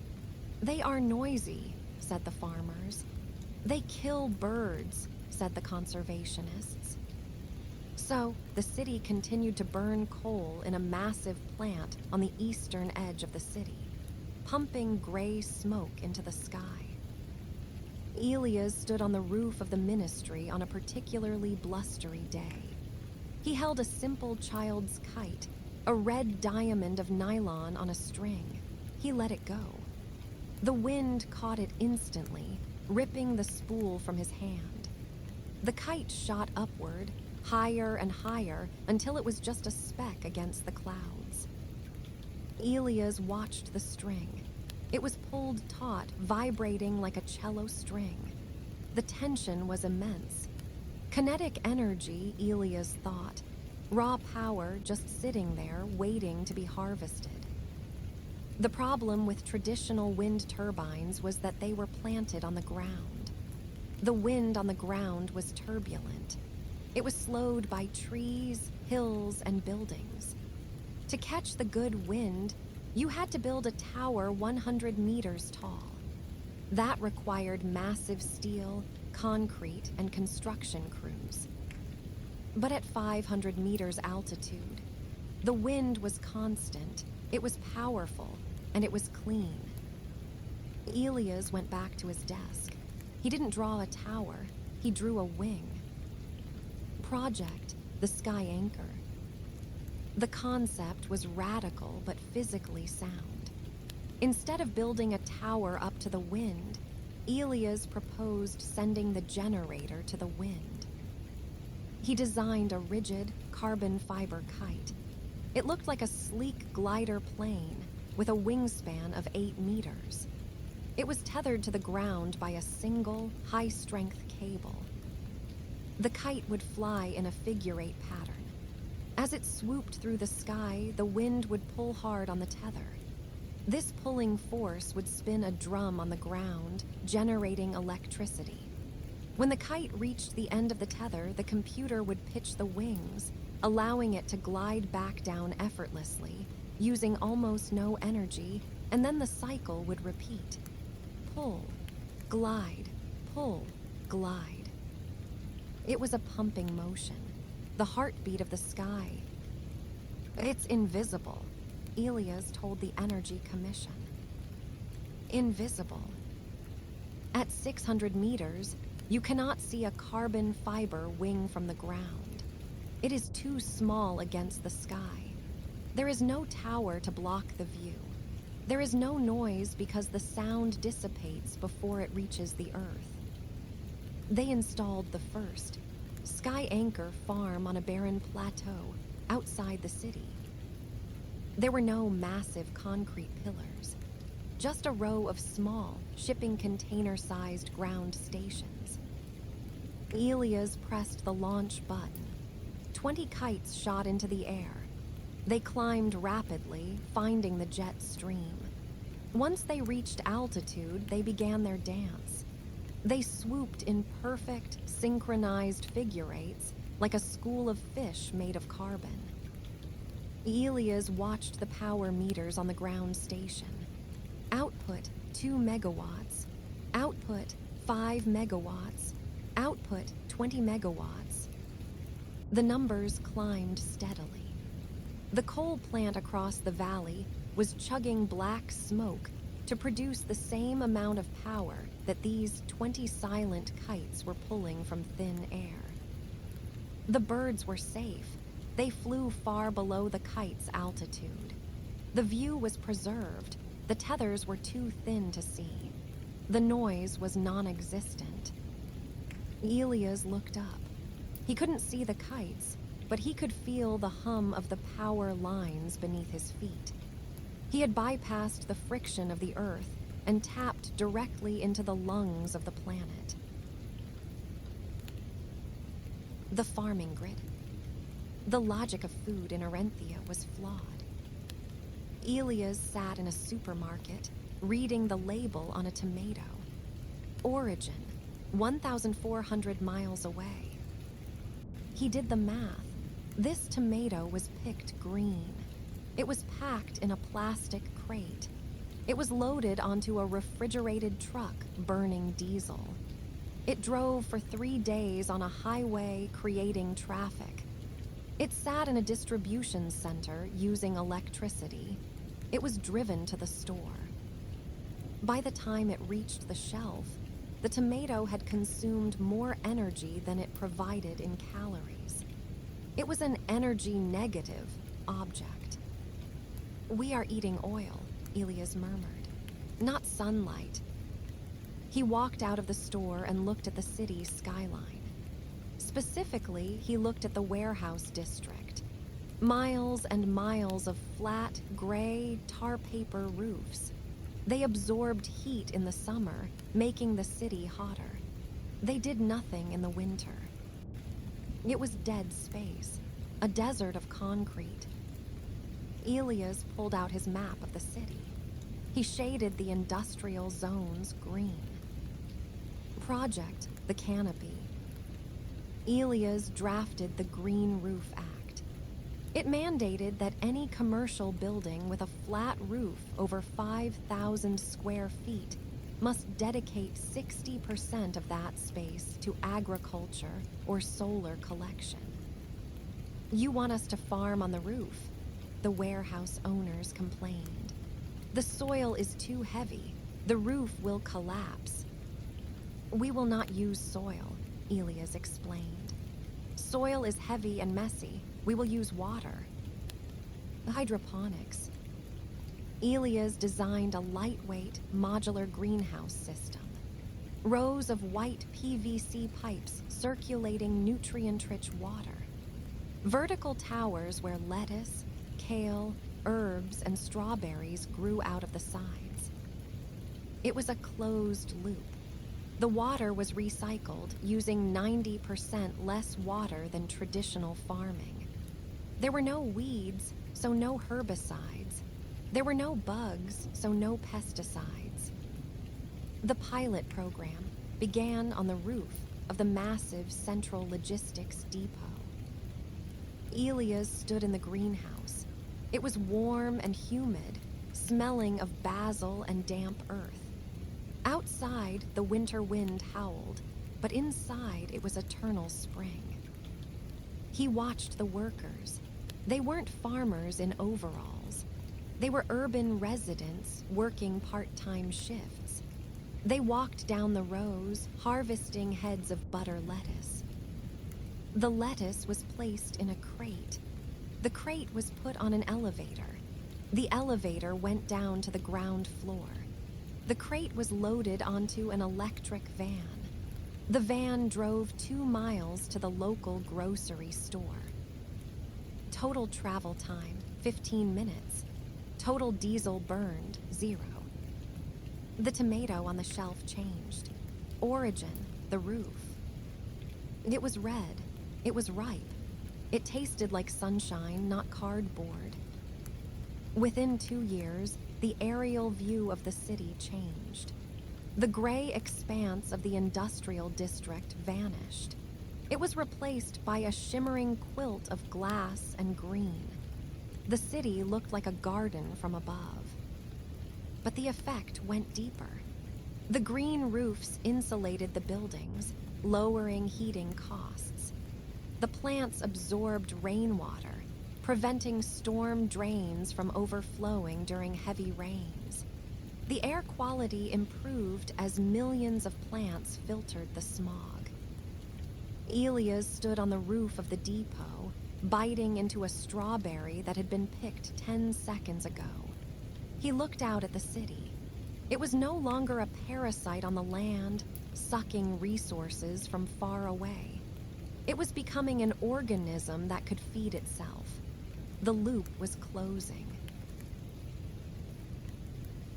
The noise ban. The soundscape of the capital was a jagged landscape of peaks and valleys, but the sharpest peaks were the sirens. Elias sat in a cafe on 4th Avenue, attempting to drink a cup of herbal tea. Every 7 minutes, the conversation in the cafe stopped. Wee-oh-oh-oh-wee-oh-oh-oh. An ambulance would scream past. The sound was deafening, bouncing off the glass skyscrapers, amplifying in the canyons of the streets. People winced. They covered their ears. Their shoulders tightened. The cortisol levels in the room spiked. Elias watched the ambulance. It was stuck behind a sedan. The driver of the sedan was panicked by the noise. He swerved left, then right, then froze. The noise didn't make him move faster. It made him stupid with fear. The siren is a primitive tool, Elias noted, writing on a napkin. It is a blunt instrument used to demand space. He went to the Department of Public Safety. Chief O'Malley, a man who had spent 30 years in a squad car, looked at Elias like he was an alien. "You want to ban sirens?" O'Malley laughed. "How will people know to get out of the way? We need to be loud, Mr. Thorne. Loud saves lives." "Loud creates chaos," Elias countered. "I analyzed the traffic data. When a driver hears a siren, their heart rate jumps to 120 beats per minute. They lose spatial awareness. They freeze. The ambulance actually moves slower because the drivers in front of it are paralyzed by acoustic violence." "So what? We just ask them politely to move." "We use physics," Elias said. Elias introduced the rumble. Sound waves at high frequencies, the scream of a siren, are directional and scattering. They bounce off buildings, making it hard to tell where the sound is coming from. Sound waves at low frequencies, bass, penetrate. They are felt more than heard. Elias designed a new emitter for emergency vehicles. Instead of a high-pitched wail, it emitted a low, pulsing throb. Thrum, thrum, thrum. It was a sub-bass frequency, similar to the purr of a giant cat or the engine of a massive ship. He combined this with the smart strobe. Current lights flashed everywhere, blinding drivers. Elias' new lights were focused beams that projected forward, painting the back of the car in front of the ambulance with a pulsating white light. The test run happened on a Friday rush hour. Chief O'Malley drove the test ambulance. Elias sat in the passenger seat with a laptop. "We have a code 3 to the hospital," O'Malley said. "I'm turning it on." He flipped the switch. There was no scream, just a deep rhythmic vibration that resonated in the chest. Thrum, thrum. The car in front of them felt the vibration. The driver looked in the rear-view mirror. The white light washed over his car, gently pulsing. It wasn't an attack, it was a nudge. The driver didn't panic. He calmly signaled and pulled to the right. The ambulance glided past. The next car did the same, and the next. It was like the parting of the Red Sea. Because the sound wasn't bouncing off the buildings, the pedestrians on the sidewalk didn't wince. The cafe conversations didn't stop. The city didn't scream. The ambulance moved through the traffic like a shark through water, silent, powerful, and efficient. "We arrived 4 minutes faster," Elias noted, checking the timer. O'Malley stared at the steering wheel. "I can hear myself think," he whispered. "I've been driving for 30 years, and I never realized how much the noise hurt me." Elias nodded. Panic is slow, calm is fast. Within a month, the scream of the city died.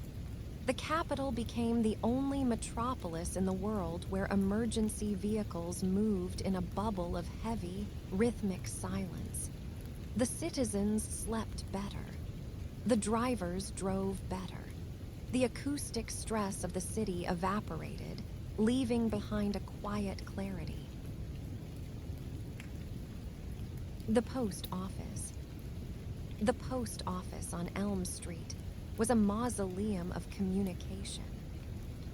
It was a large, echoey building with linoleum floors that smelled of wet cardboard and bureaucracy. Inside, 3 things were happening.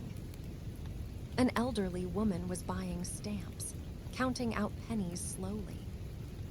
A clerk was weighing a package with the enthusiasm of a statue. The rest of the massive lobby was empty.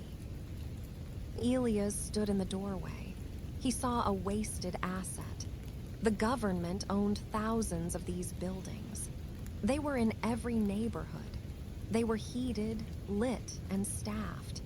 Yet they were used only to move paper envelopes in a digital age. It is a network with no signal, Elias observed. He watched a teenager walk past the window. The boy was holding a broken skateboard. He looked at the post office, saw nothing of value, and kept walking. Elias walked into the postmaster's office. "We are closing next year," the postmaster, Mr. Henderson, said sadly. "Email killed us. We're just a package drop now." "You are failing because you think your product is mail," Elias said. "Your product is connection, and that market never shrinks." Elias unrolled a blueprint. It wasn't for a mail sorting room. It was for a community fabrication hub. "We are going to remove the counter," Elias said. "The glass barrier goes." "But security." "We are replacing the barrier with tables, large wooden work tables." Elias' plan was to transform the post office from a place where things were sent into a place where things were fixed and made. The transformation. Zone 1, the print shop. Elias installed high-end 3D printers and large format plotters. Why? Because nobody owns a plotter, but everyone needs to print a poster, a blueprint, or a replacement part for a dishwasher once in a while. Zone 2, the repair cafe. He installed a workbench with soldering irons, sewing machines, and tool sets, borrowed from his library of things concept. Zone 3, the human element. This was the key. Elias hired the neighborhood elders, retired carpenters, seamstresses, and engineers who were sitting at home alone. He didn't hire them to sort mail. He hired them as master fixers. The Elm Street hub reopened in November. The teenager with the broken skateboard walked past again. He saw the doors open. He heard the sound of a laser cutter humming. He smelled coffee. Elias had installed a high-quality espresso machine, obviously. The boy walked in. "My truck snapped," he said, holding up the skateboard. "I can't afford a new one." Mr. Henderson didn't point him to a form. He pointed him to Arthur, a 75-year-old retired machinist sitting at the workbench. "Let's look at the stress fracture," Arthur said, putting on his spectacles. "We can't weld it, but we can 3D print a brace. Come here, son. Let me teach you about load-bearing geometry." The boy sat down. Across the room, a young mother was using the sewing machine to hem curtains, guided by a grandmother who had been a tailor for 40 years. In the corner, a college student was printing an architectural model for her thesis, while the mail carrier, who now also delivered coffee, watched with interest. The room was alive. It wasn't a silent line of people waiting to buy stamps. It was a workshop. It was a classroom. It was a village square. Elias stood in the back. He watched the mail carrier pick up a box. "Package for 4B, the carrier said. But before he left, he stopped to look at the skateboard brace Arthur and the boy were designing. "That's strong," the carrier nodded. "Good design." The post office didn't close. In fact, traffic increased by 400%. The revenue from the 3D printers and the coffee shop subsidized the mail service. But the real profit was social.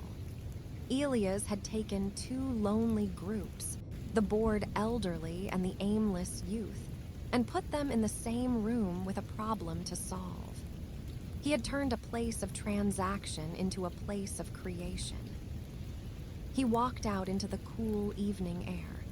He looked back at the glowing windows of the post office. He saw heads bent over tables, working together. He realized that the strongest network in the city wasn't the internet cables under the street.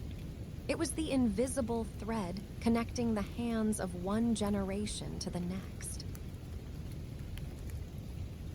The prison of open air. The state penitentiary was located 20 miles outside the capital, a gray scar on the green landscape. It was a fortress of concrete, steel, and razor wire, designed in the 1970s with a single purpose: containment. Elias Thorne arrived on a Tuesday. The sky was a bruised purple, threatening a storm. He stood before the massive steel gates. Clang. The sound of the gate locking behind him was visceral. It was a sound of finality. A sound that said, "You are no longer a person, you are a number." Elias walked through the yard with Warden Graves. Graves was a man who looked like he had been carved out of the same granite as the walls. Hard, weathered, and eroded by cynicism. "They're animals, Mr. Thorne," Graves said, gesturing to the inmates doing laps around the concrete yard. "We keep them fed, we keep them separated, and we mark the days until their sentence is up. That's the job." Elias stopped. He watched a group of men by the weight bench. They were lifting heavy iron plates. Up, down, up, down. He watched another man staring at a crack in the pavement, tracing it with his shoe over and over again. "This is not a correctional facility," Elias observed quietly. "This is a storage unit for potential energy." "Excuse me." "Look at them," Elias said. "You have 3,000 able-bodied men. They have functioning muscles. They have brains that are currently degrading due to lack of stimulus. You are spending $50,000 a year per inmate to warehouse them in a box of boredom. Boredom creates entropy. Entropy creates rage." Elias looked at the high walls. "You are teaching them how to be caged. So when you release them, they will fail, because the world is not a cage." Elias went back to the high tower. He didn't sleep that night. He thought about the city. He thought about the green roofs that needed harvesting. He thought about the sky anchors, the energy kites that needed delicate calibration. He thought about the river reeds that needed pruning. The city was a living machine that required constant, skilled maintenance. The prison was a box full of idle hands. Elias drafted the Civic Service Corps Act. He returned to the prison a week later. He didn't bring guards. He brought blueprints. He gathered 50 inmates in the cafeteria. The air smelled of boiled cabbage and industrial cleaner. The men looked at him with suspicion. Elias, in his buttoned-up shirt and no tie, looked out of place among the orange jumpsuits. "I do not care what you did," Elias began. His voice was calm, cutting through the murmurs. "The past is unchangeable data. It is a sunk cost." He unrolled a diagram of a solar kite. "This is a high-altitude wind generator. Elias explained. It flies at 600 meters. It requires precise adjustment of the carbon fiber wing flaps. If the tension is off by 2 millimeters, it crashes. It is a complex, difficult job.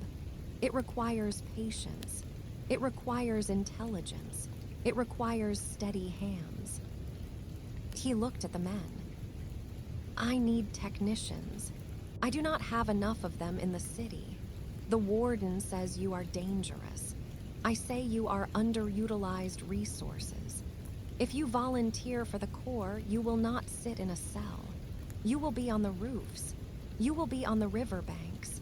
You will be maintaining the life support systems of this nation. Silence filled the room. A man in the front row, whose arms were covered in tattoos, leaned forward. You gonna let us out to fix kites? I am going to give you a job, Elias said. You will be paid, not in cigarettes, but in currency held in escrow. When you leave this place, you will not be an ex-con. You will be a certified atmospheric engineer. The transformation of the prison was slow and terrifying to the establishment.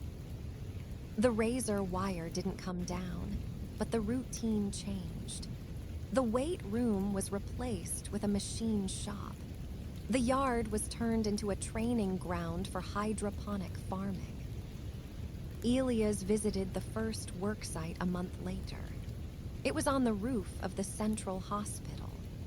A team of 6 inmates, wearing green coveralls instead of orange, were tending to the medicinal gardens. There were no armed guards hovering over their shoulders, only a single supervisor who was checking the pH levels of the water.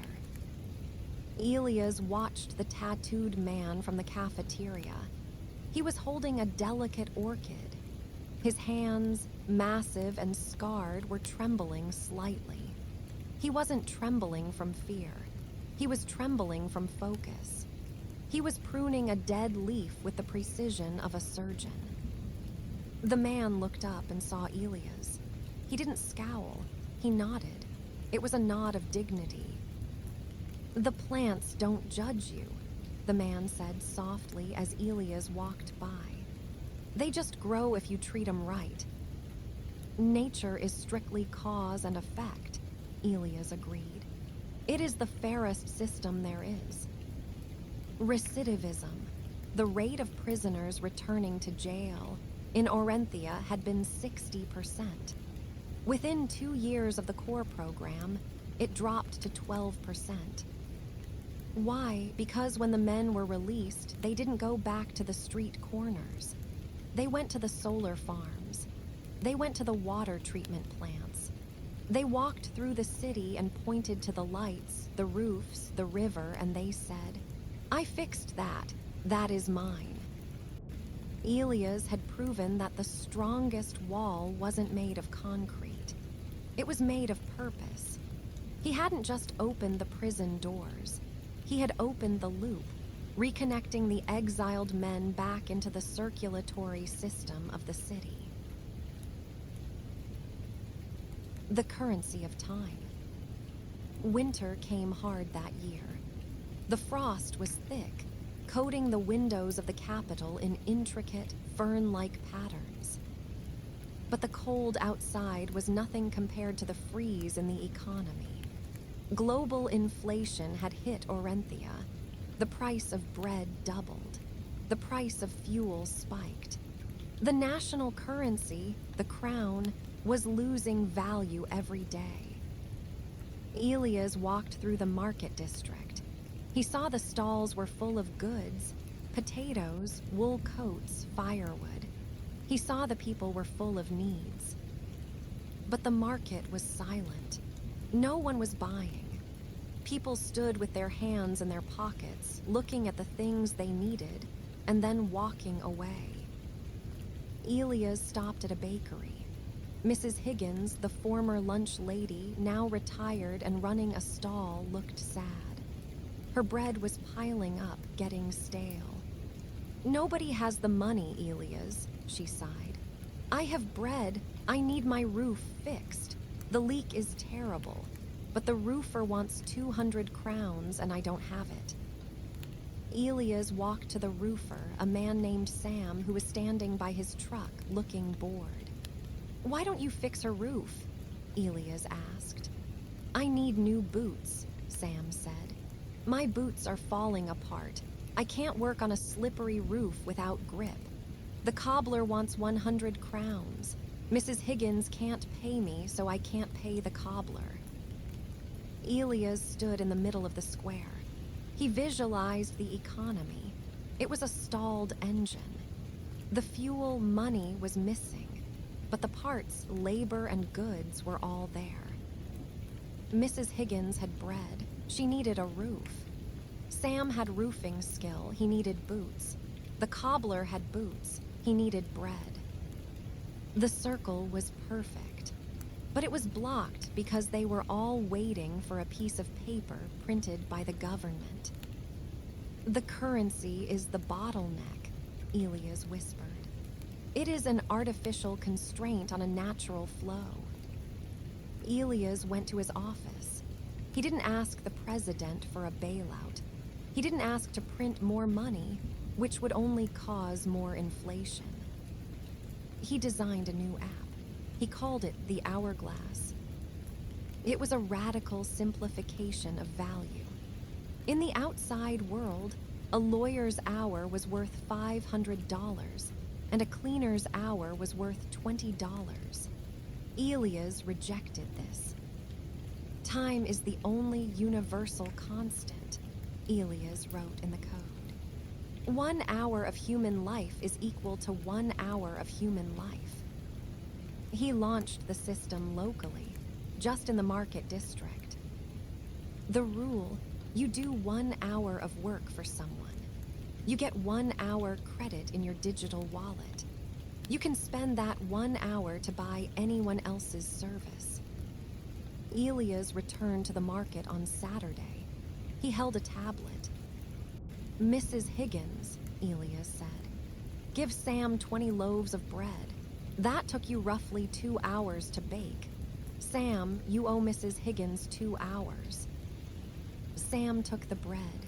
He looked at his phone. He had -2 hours. "Now," Elias said, "Sam, go fix the cobbler's roof. It will take you 2 hours. The cobbler will pay you 2 hours." Sam went to the cobbler. He fixed the roof. The cobbler transferred the credits. Sam's balance went from -2 to 0. Then the cobbler used his credits to buy bread from Mrs. Higgins. The engine started. It began with a sputter, then a roar. Suddenly, people stopped looking at their bank accounts. They started looking at their neighbors. "What do you need? What can I do?" A retired math teacher, who had no money, started tutoring the mechanic's son. She earned hours. She spent those hours to have the mechanic fix her car. A teenager carried groceries for the elderly. He earned hours. He spent those hours to take guitar lessons from a musician who couldn't afford rent. The velocity of the economy exploded. Because the hour couldn't be hoarded, you couldn't invest it in the stock market. You could only spend it on neighbors. It moved fast. Elias watched the app's data stream on his monitor. It looked like a massive, glowing web being spun across the city. The red lines of poverty were being erased by the gold lines of exchange. The president called Elias. "The central bank is worried," the president said. "They say this isn't real money. It's not backed by gold." "It is backed by something more stable than gold," Elias replied, looking out at the city where the lights were staying on and the people were fed. "It is backed by the fact that everyone is good at something, and everyone needs something." Elias walked through the market again a month later. Mrs. Higgins was smiling. Her roof was fixed. Sam was wearing new boots. The cobbler was eating fresh bread. There was no inflation in the hourglass. An hour was always 60 minutes. It was inflation-proof. Elias bought an apple from a stall. "That will be 0.05 hours, the vendor said. Elias smiled. He didn't pay with a credit card. He picked up a broom and swept the front of the stall for 3 minutes. "Paid in full," Elias said. The vendor laughed and tossed him the apple. Elias took a bite. It was crisp. He realized he hadn't just fixed the economy. He had reminded the city of a simple truth. We are not rich because of what we own. We are rich because of what we can do for each other. The Treaty of Silence. The threat of war hung over the capital like a low, suffocating cloud. It was a border dispute. The neighboring nation of Westria claimed that the Copper Valley belonged to them. Orenthia claimed it had been theirs for a century. Troops were amassing on the border. Tanks were idling in the mud, burning fuel and creating a thick, black smog of aggression. The newspapers were screaming headlines in red ink. The world was holding its breath. President Kalin was pacing in the Situation Room. "They won't listen, Elias," the president said, his voice tight with stress. "General Vark is a stubborn man. He wants a fight. Our General Holloway wants a fight. They are meeting in the neutral zone tomorrow, but everyone expects it to fail. We are preparing for bombardment." Elias stood by the map of the border. He looked at the topography. He looked at the supply lines. "War is the ultimate inefficiency," Elias stated. "It destroys infrastructure that took decades to build. It deletes human resources. It consumes energy to produce nothing but rubble. It is a negative-sum game." "I know that," Kalin snapped. "But how do we stop it? They are shouting at each other." "Shouting is the problem," Elias said. "Words are messy. Words can be twisted. Geometry cannot." Elias requested to be the mediator. The meeting took place in a wooden lodge high in the mountains, right on the borderline. General Holloway, Orenthia, sat on one side of a massive oak table. He was a large man with a red face and medals clinking on his chest. General Vark, Westria, sat on the other. He was lean, scarred, and looked like a coiled spring. They started shouting immediately. The maps from 1920 clearly show, "Your troops crossed the river line at 600. We will burn your cities to ash." The noise was unbearable. It was the red noise of pure, unadulterated ego. Elias walked into the room. He was carrying a large wooden box.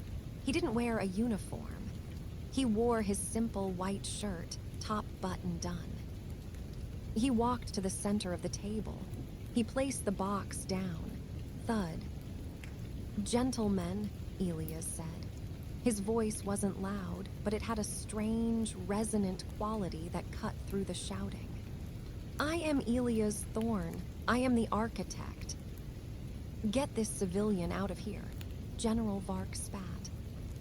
"You have been talking for 6 hours," Elias noted, checking his watch. "You have achieved 0 progress. You have raised the temperature of the room by 3 degrees. You have wasted oxygen." Elias opened the box. Inside were hundreds of pieces of polished timber. They were long, notched beams of cedar, smelling of fresh sawdust. "We are going to play a game," Elias said. "We are not here to play games," Holloway roared. "You are already playing a game," Elias corrected. "It is called war. It is a stupid game. I am proposing a better one." Elias dumped the wood onto the table. "This is a reciprocal frame bridge," Elias explained. It is a structure that requires no nails, no glue, and no ropes. It holds itself up through tension and gravity, but it is physically impossible for one man to build it. The pieces must be supported simultaneously from both sides until the keystone is placed. He walked to the door. He locked it. Click. "I have turned off the ventilation," Elias said calmly. "The room will become uncomfortable in 2 hours. You will not leave until the bridge is built. And one more rule," Elias raised a finger. "Silence." "What?" "If anyone speaks a single word," Elias said, "I will dismantle whatever you have built and we will start again. Absolute silence." The generals stared at him. They wanted to arrest him, but the door was locked, and there was something terrifyingly absolute in Elias' eyes. They stood in angry silence. Elias pointed to the table. "Begin." General Holloway picked up a beam. He held it up, waiting for Vark to do something. Vark glared. He crossed his arms. Holloway's arm began to tire. The beam was heavy. He glared back. 10 minutes passed. The room grew warm. Finally, Vark sighed an aggressive exhale and picked up a second beam. He tried to slot it into Holloway's beam. It slipped. The wood clattered to the table. Elias sat in the corner, reading a book on fluid dynamics. He didn't look up. They tried again. Holloway held the base. Vark tried to balance the crossbeam. It required them to lean across the table. They had to look at each other's hands, not their eyes. They had to anticipate the weight. Slip, clatter, fail. An hour passed. The generals were sweating. They had taken off their heavy jackets with the medals. They had rolled up their sleeves. The anger was being replaced by frustration. And frustration, unlike anger, is a problem-solving emotion. They started to communicate without words. Holloway nodded at a piece. "Grab that one." Vark shook his head. "No, it's too short." He pointed to another. Holloway grabbed it. They leaned in. Their foreheads were almost touching. Holloway held the tension. Vark slid the notch in. Click, it held. For the first time, they looked at each other not as enemies, but as counterweights. To build the arch, Holloway had to support Vark's structure, and Vark had to support Holloway's. If either one pulled away, both sides collapsed. It was a physical manifestation of diplomacy. Another hour passed. The structure grew. It was a beautiful, intricate web of cedar rising from the table. It was fragile, yet strong. They reached the top. The keystone, it was the heaviest piece. They both reached for it. Their hands touched. They didn't pull away. They gripped the wood together. They lifted it. They guided it into the final slot. Thunk. The bridge stood. It spanned the length of the table, hovering in the air, a perfect arc of tension and balance. The generals stepped back. They were breathing hard. They were covered in sawdust. They looked at the bridge, then they looked at each other. There was no hatred left in the room.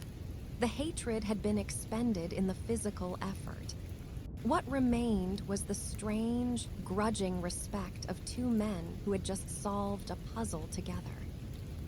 Elias closed his book. He stood up. He walked to the door and unlocked it. "The structure holds," Elias said, "because the pressure is shared. If one side pushes too hard, it breaks. If one side pulls away, it falls.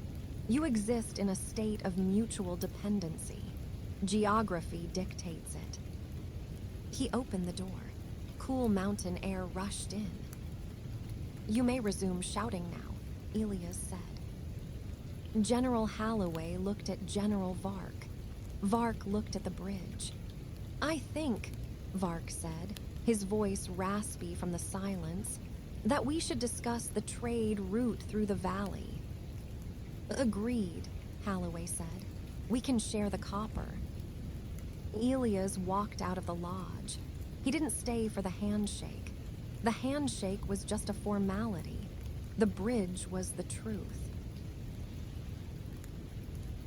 The ocean filter. Elias stood on the deck of a research vessel, bobbing in the middle of the Pacific Ocean. The sky was a brilliant, blinding blue. The water was a deep, endless indigo, but floating in the indigo was a sickness. The Great Garbage Patch. It wasn't a solid island of trash as people imagined. It was a soup. A confetti of microplastics, old fishing nets, bottle caps, and toothbrushes swirling in a vortex the size of a continent. "It's too big, Elias," the captain said, looking at the water with sad eyes. "We can't net this. If we use nets fine enough to catch the plastic, we catch the plankton. We kill the ocean to save it." Elias watched the water. He watched the waves. Up, down, swell, crash. He threw a small piece of wood into the water. He watched it drift. It didn't move randomly. It followed a current. "The ocean is not a chaotic bowl," Elias said. "It is a circulatory system. It has veins. It has arteries. It is trying to push this trash somewhere, but the gyre traps it in a loop." Elias went down to the ship's lab. He looked at the charts of the currents. Engineers had tried to chase the plastic with boats. That was inefficient. It burned fuel to chase trash. "We do not chase," Elias whispered. "We wait." He designed the ocean cleanup array. It was elegant in its simplicity. It was a floating barrier 2 kilometers long. It was shaped like a giant letter U. It had no motor. It had no engine. It simply floated. Beneath the barrier hung a skirt, a solid screen that went 3 meters deep. The screen allowed fish to swim under it. Fish dive when they hit a barrier. But plastic floats. The plastic would hit the screen and be trapped. The genius was in the movement. The wind and waves would push the plastic. But the array was fitted with a sea anchor, a parachute deep underwater where the water moved slower. This meant the array moved slower than the plastic. The plastic would catch up to the array and get stuck in the U. The ocean would deliver the trash to the collector. Elias launched the prototype 6 months later. He watched from a helicopter. The massive black arms of the array stretched out across the blue water. They looked like open arms, embracing the sea. Slowly, imperceptibly, the currents did the work. A discarded crate drifted into the arms. A ghost net, tangling with dead fish, drifted in. Millions of tiny blue flecks of plastic swirled into the center. The array concentrated the trash. What was once spread over miles was now packed into a small, dense zone in the center of the U. A collection ship pulled up to the center. It lowered a conveyor belt. It scooped up tons of plastic in minutes. Elias landed on the collection ship. He walked to the pile of wet, salty trash. He picked up a plastic bottle. The label was faded, written in a language from 20 years ago. This bottle had been drifting since Elias was born. It was over.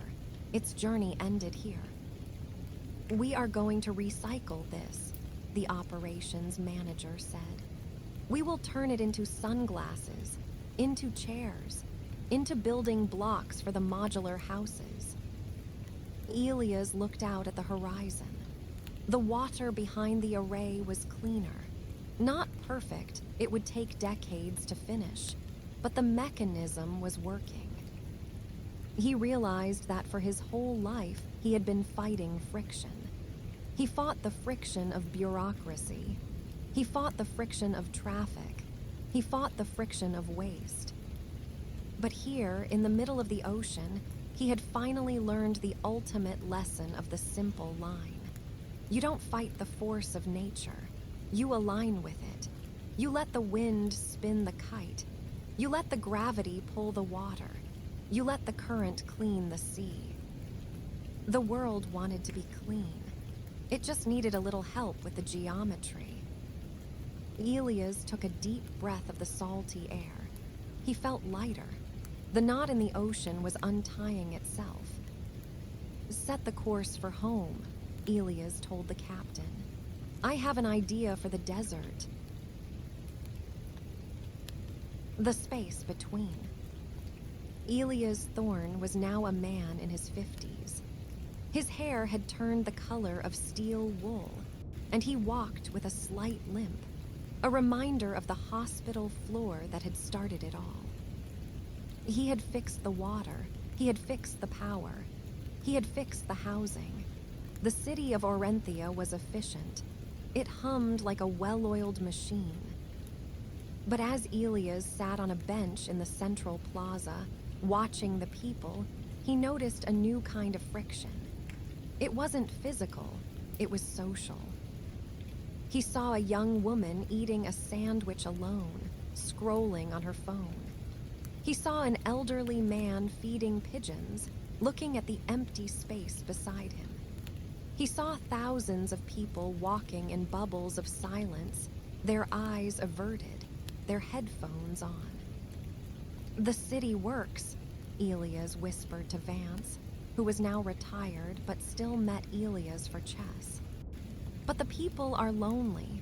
Loneliness is an inefficiency. It increases health costs. It lowers creativity. It weakens the immune system of the state. You can't engineer friendship, Elias, Vance said, moving a rook. That's chemistry, not physics. Friendship is geography, Elias corrected. We have designed a city of transit, not a city of pause. Look at the benches. He pointed to the bench across from them. It was made of cold metal. It had a divider in the middle to prevent people from lying down. It faced the street, looking at traffic. It was a piece of furniture that said, "Sit for 5 minutes, then leave." We have built hostile architecture, Elias said. We are telling people to keep moving. I want to build magnetic architecture. Elias launched Project Third Space. He redesigned the space between the buildings. 1, the conversation bench. He ripped out the cold metal benches. He replaced them with curved wooden semicircles. Why curved? Because when people sit in a line, they look at the world. When people sit in a curve, they look at each other. The geometry forces eye contact, but gently. 2, the pocket plaza. He found the wasted alleys between skyscrapers, dark, windswept tunnels used for dumpsters. He cleaned them. He strung warm lights overhead, 3,000 Kelvin always. He planted vertical ivy walls to dampen the echo. He put in tables, but not small tables for 2. Long, communal tables made of heavy oak. If you wanted to sit, you had to sit next to a stranger. 3, the stoop. He modified the entrance of the modular housing blocks. He added wide, deep steps leading up to the front doors. The stoop is the transitional zone, Elias wrote in the brief. It is not public, it is not private. It is where you sit to tie your shoe and end up talking to your neighbor for an hour. The implementation was subtle. Elias walked through the city 6 months later. He turned into an alley that used to smell of trash. Now it smelled of coffee and rain. The long table was full. A businessman in a suit was sitting next to a student with blue hair. They weren't talking about business or school. They were watching a stray cat. "He looks hungry," the businessman said. "I have half a tuna sandwich," the student replied. They split the sandwich. They smiled. A connection was made. Elias walked to the park. He saw the curved benches. Two elderly men sat on opposite ends. Because of the curve, they were facing each other. "Nice dog," one said. "He's a terror," the other laughed. "Bit the mailman yesterday." 10 minutes later, they were discussing the war of 1990. Elias realized that he hadn't forced them to talk. He had simply removed the physical barriers to interaction. Loneliness was often just a lack of opportunity. By curving a piece of wood, by lighting an alley, by widening a step, he had created the stage. The actors did the rest. The city began to feel warmer, not in temperature, but in texture. The social friction decreased. People lingered. And in that lingering, the cement of the community began to harden. The Great Deceleration. The economy of Orenthia was booming. The factories were efficient, the energy was cheap, and the people were healthy. But they were tired. Elias saw it in the data. Mondays had high productivity. Tuesdays were good. Wednesdays maintained. Thursdays dipped. Fridays were a wasteland of mistakes, slow reactions, and presenteeism. People sitting at desks but doing nothing. "The 5-day work week," Elias wrote in his notebook, "is a relic of the industrial age. It was designed for machines that run 24/7. Humans are not machines. Humans are batteries. They need to recharge." He called a meeting with the National Chamber of Commerce. The CEOs were nervous. They had heard rumors of Elias' new idea. "You want to cut the work week?" the CEO of Orenthia Steel asked. "Elias, we will lose 20% of our production. The math is simple. 5 days minus 1 day equals less work." "The math is linear," Elias said. "Human biology is cyclical. You are paying for 5 days, but you are getting 3 days of focus and 2 days of exhaustion." Elias proposed the 4-day standard. Monday to Thursday. Friday, Saturday, Sunday off. No pay cut. "It is impossible," the CEOs shouted. "We will go bankrupt. Competitors in other nations will crush us." "I propose a trial," Elias said. 1 month. If production drops, we revert. If it stays the same or rises, we keep it." They agreed to a trial in the government sector first. The first week was strange. On Thursday evening, the employees left the ministry. "See you Monday?" they asked, confused. It felt illegal. Friday came. The offices were empty. The lights were off, saving energy. The commute traffic was zero, saving fuel. But where were the people? They were in the parks. They were in the repair cafes. They were sleeping. They were playing with their children. Then came Monday. Usually Monday was a day of grogginess. But this Monday, the employees walked in with a different energy. They were rested. They had had 3 full days to disconnect. Their brains were hungry for problems. Elias watched the metrics. Monday productivity up 15%. Tuesday productivity up 12%. Wednesday productivity up 10%. Thursday productivity up 20%. The sprint to the finish effect. By Thursday afternoon, the work was done. Because they had less time, they wasted less time. Meetings that used to take an hour were finished in 20 minutes. Small talk was reduced. Focus was absolute. The total output for the week was actually higher than the 5-day week. But the secondary effects were even more profound. Elias walked through the suburbs on a Friday. The third spaces were full. The library of things was empty of tools because everyone was fixing their homes. The local economy spiked. People spend money when they have leisure time. They went to cafes, they bought lumber, they took classes. The health data shifted. Heart attacks dropped. Stress-related leave dropped. The CEOs watched the government trial. They saw the numbers. One by one, the private companies switched.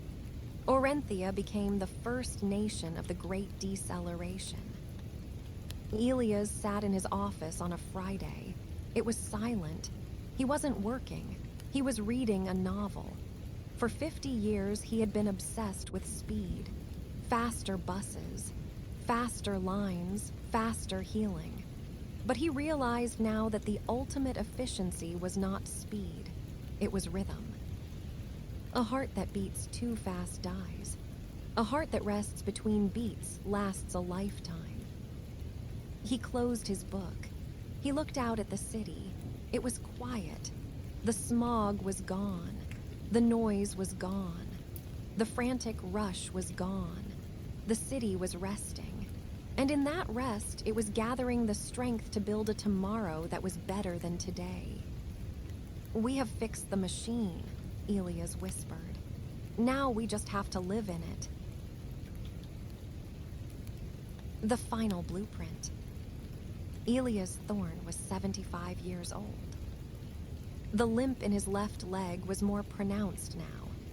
His hands, once steady enough to calibrate a wind kite, trembled slightly in the cold mornings. He had served under 4 presidents. He had rebuilt the veins, arteries, and lungs of the nation.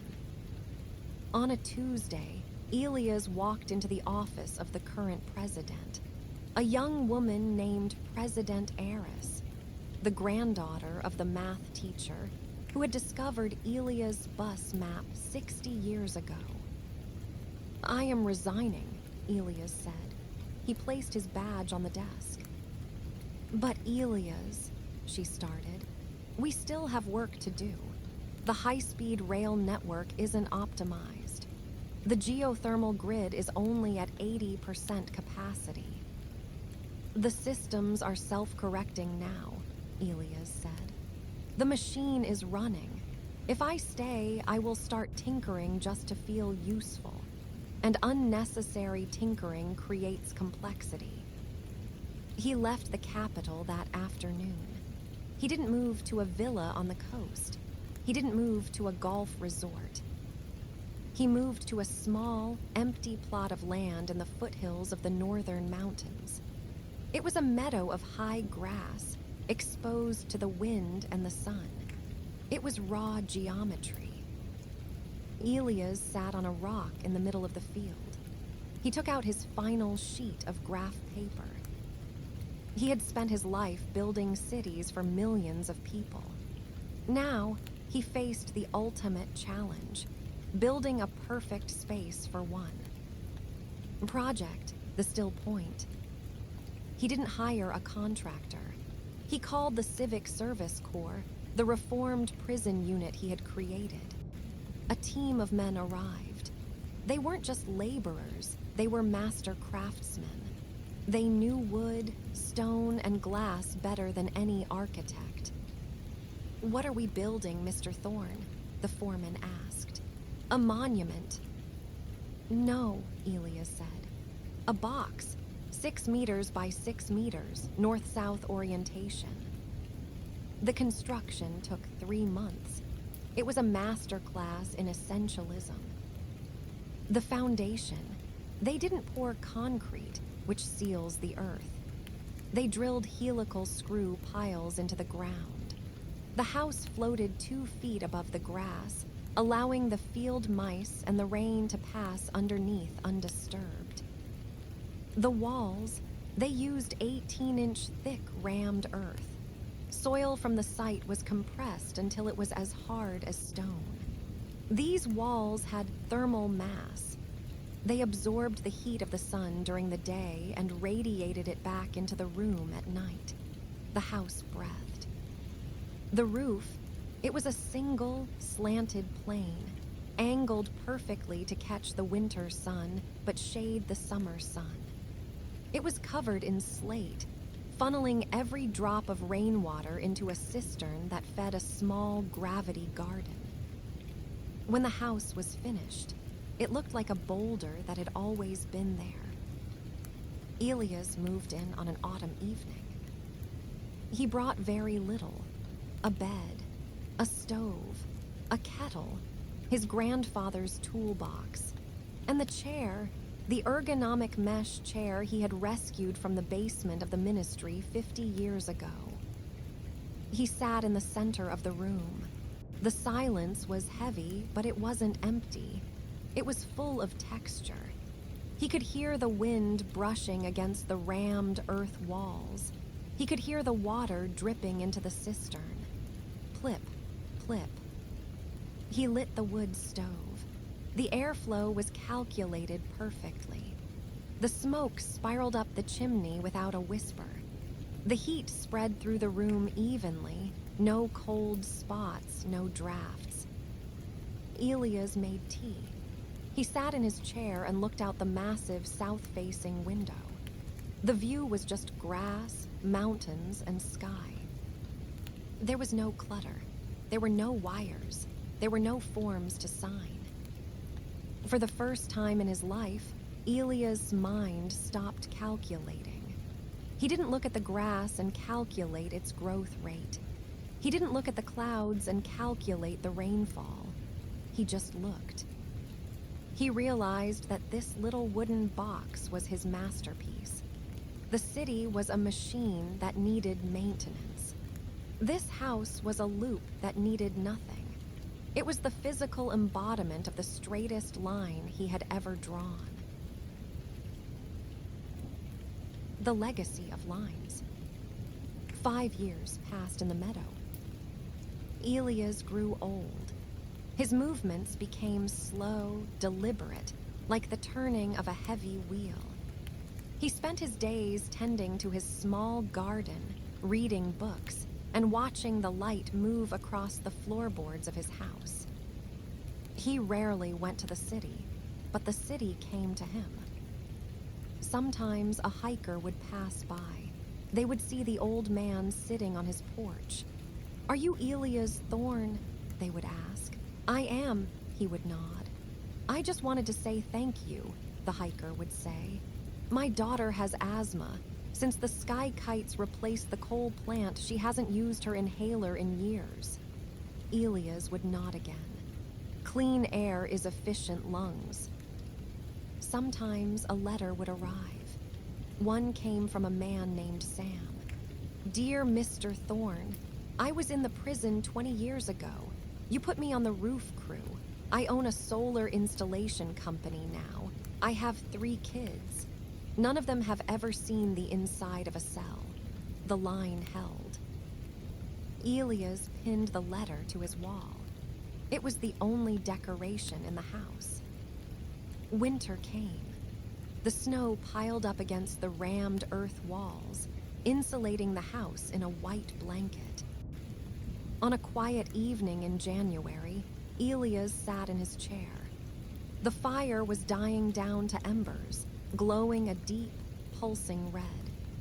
Elias felt tired. Not the tiredness of a long day, but the deep, structural fatigue of a machine that has exceeded its operational lifespan. He looked at his hands. They were thin, the skin like parchment. He thought about the milk line in the cafeteria 70 years ago, the chaos of the children, the milk crate he had dragged across the floor. He thought about the bus loop. He thought about the river reeds swaying in the current. He thought about the curved benches where strangers became friends. He had spent his life fighting entropy. He had spent his life trying to organize the chaos of the human world into something that made sense. And he had won. The world outside his window was humming. It wasn't perfect. Humans would always create new messes, but the systems were robust. The foundation was strong. Elias closed his eyes. His breathing slowed. In, out, in, out. He visualized his own heartbeat. It was a pump moving fluid through a closed system. It was slowing down. The efficiency was dropping. The voltage was fading. Elias didn't feel fear. He felt a sense of completion. A project is only done when you can walk away from it, and it keeps running. He took one last breath. It was a deep, satisfying intake of the cool air inside his perfect house. And then he let it go. The pump stopped. The line flattened. Elias Thorne passed away in the silence he had built. Epilogue. The funeral was simple. There was no state procession. There were no gun salutes. Elias had left strict instructions. Do not waste fuel dragging my body through the streets. Bury me in the meadow. Use a pine box. It decomposes efficiently. But the people came anyway. They didn't come in cars. They took the high-speed trains he had routed. They walked on the paths he had cleared. Thousands of them stood in the meadow. There were the men from the Civic Corps holding their hats. There were the grandmothers from the repair cafes. There were the farmers from the green roofs. They stood in silence. No one told them to be silent. They just knew. It was the third space effect. And then, as the sun began to set, the lights of the Capitol in the distance flickered on. They didn't glare orange. They glowed with a soft, warm, breathing light. The smart grid waking up for the night. Far above, in the darkening sky, the sky kites were dancing their figure eights, invisible engines catching the wind. Down in the valley, the river flowed clear and cold through the reeds. President Eris stood by the grave. She placed a single object on the earth. It wasn't a flower. It was a mechanical pencil. The architect is gone, she whispered, but the blueprint remains. She looked back at the city. It was a masterpiece of flow. It was a testament to the idea that kindness is just another word for efficiency, and that the straightest line between two people is a shared space. The wind blew through the grass, bending it in waves. The world kept turning. The lights kept breathing. The river kept cleaning. The simple line went on, unbroken into the night. The end.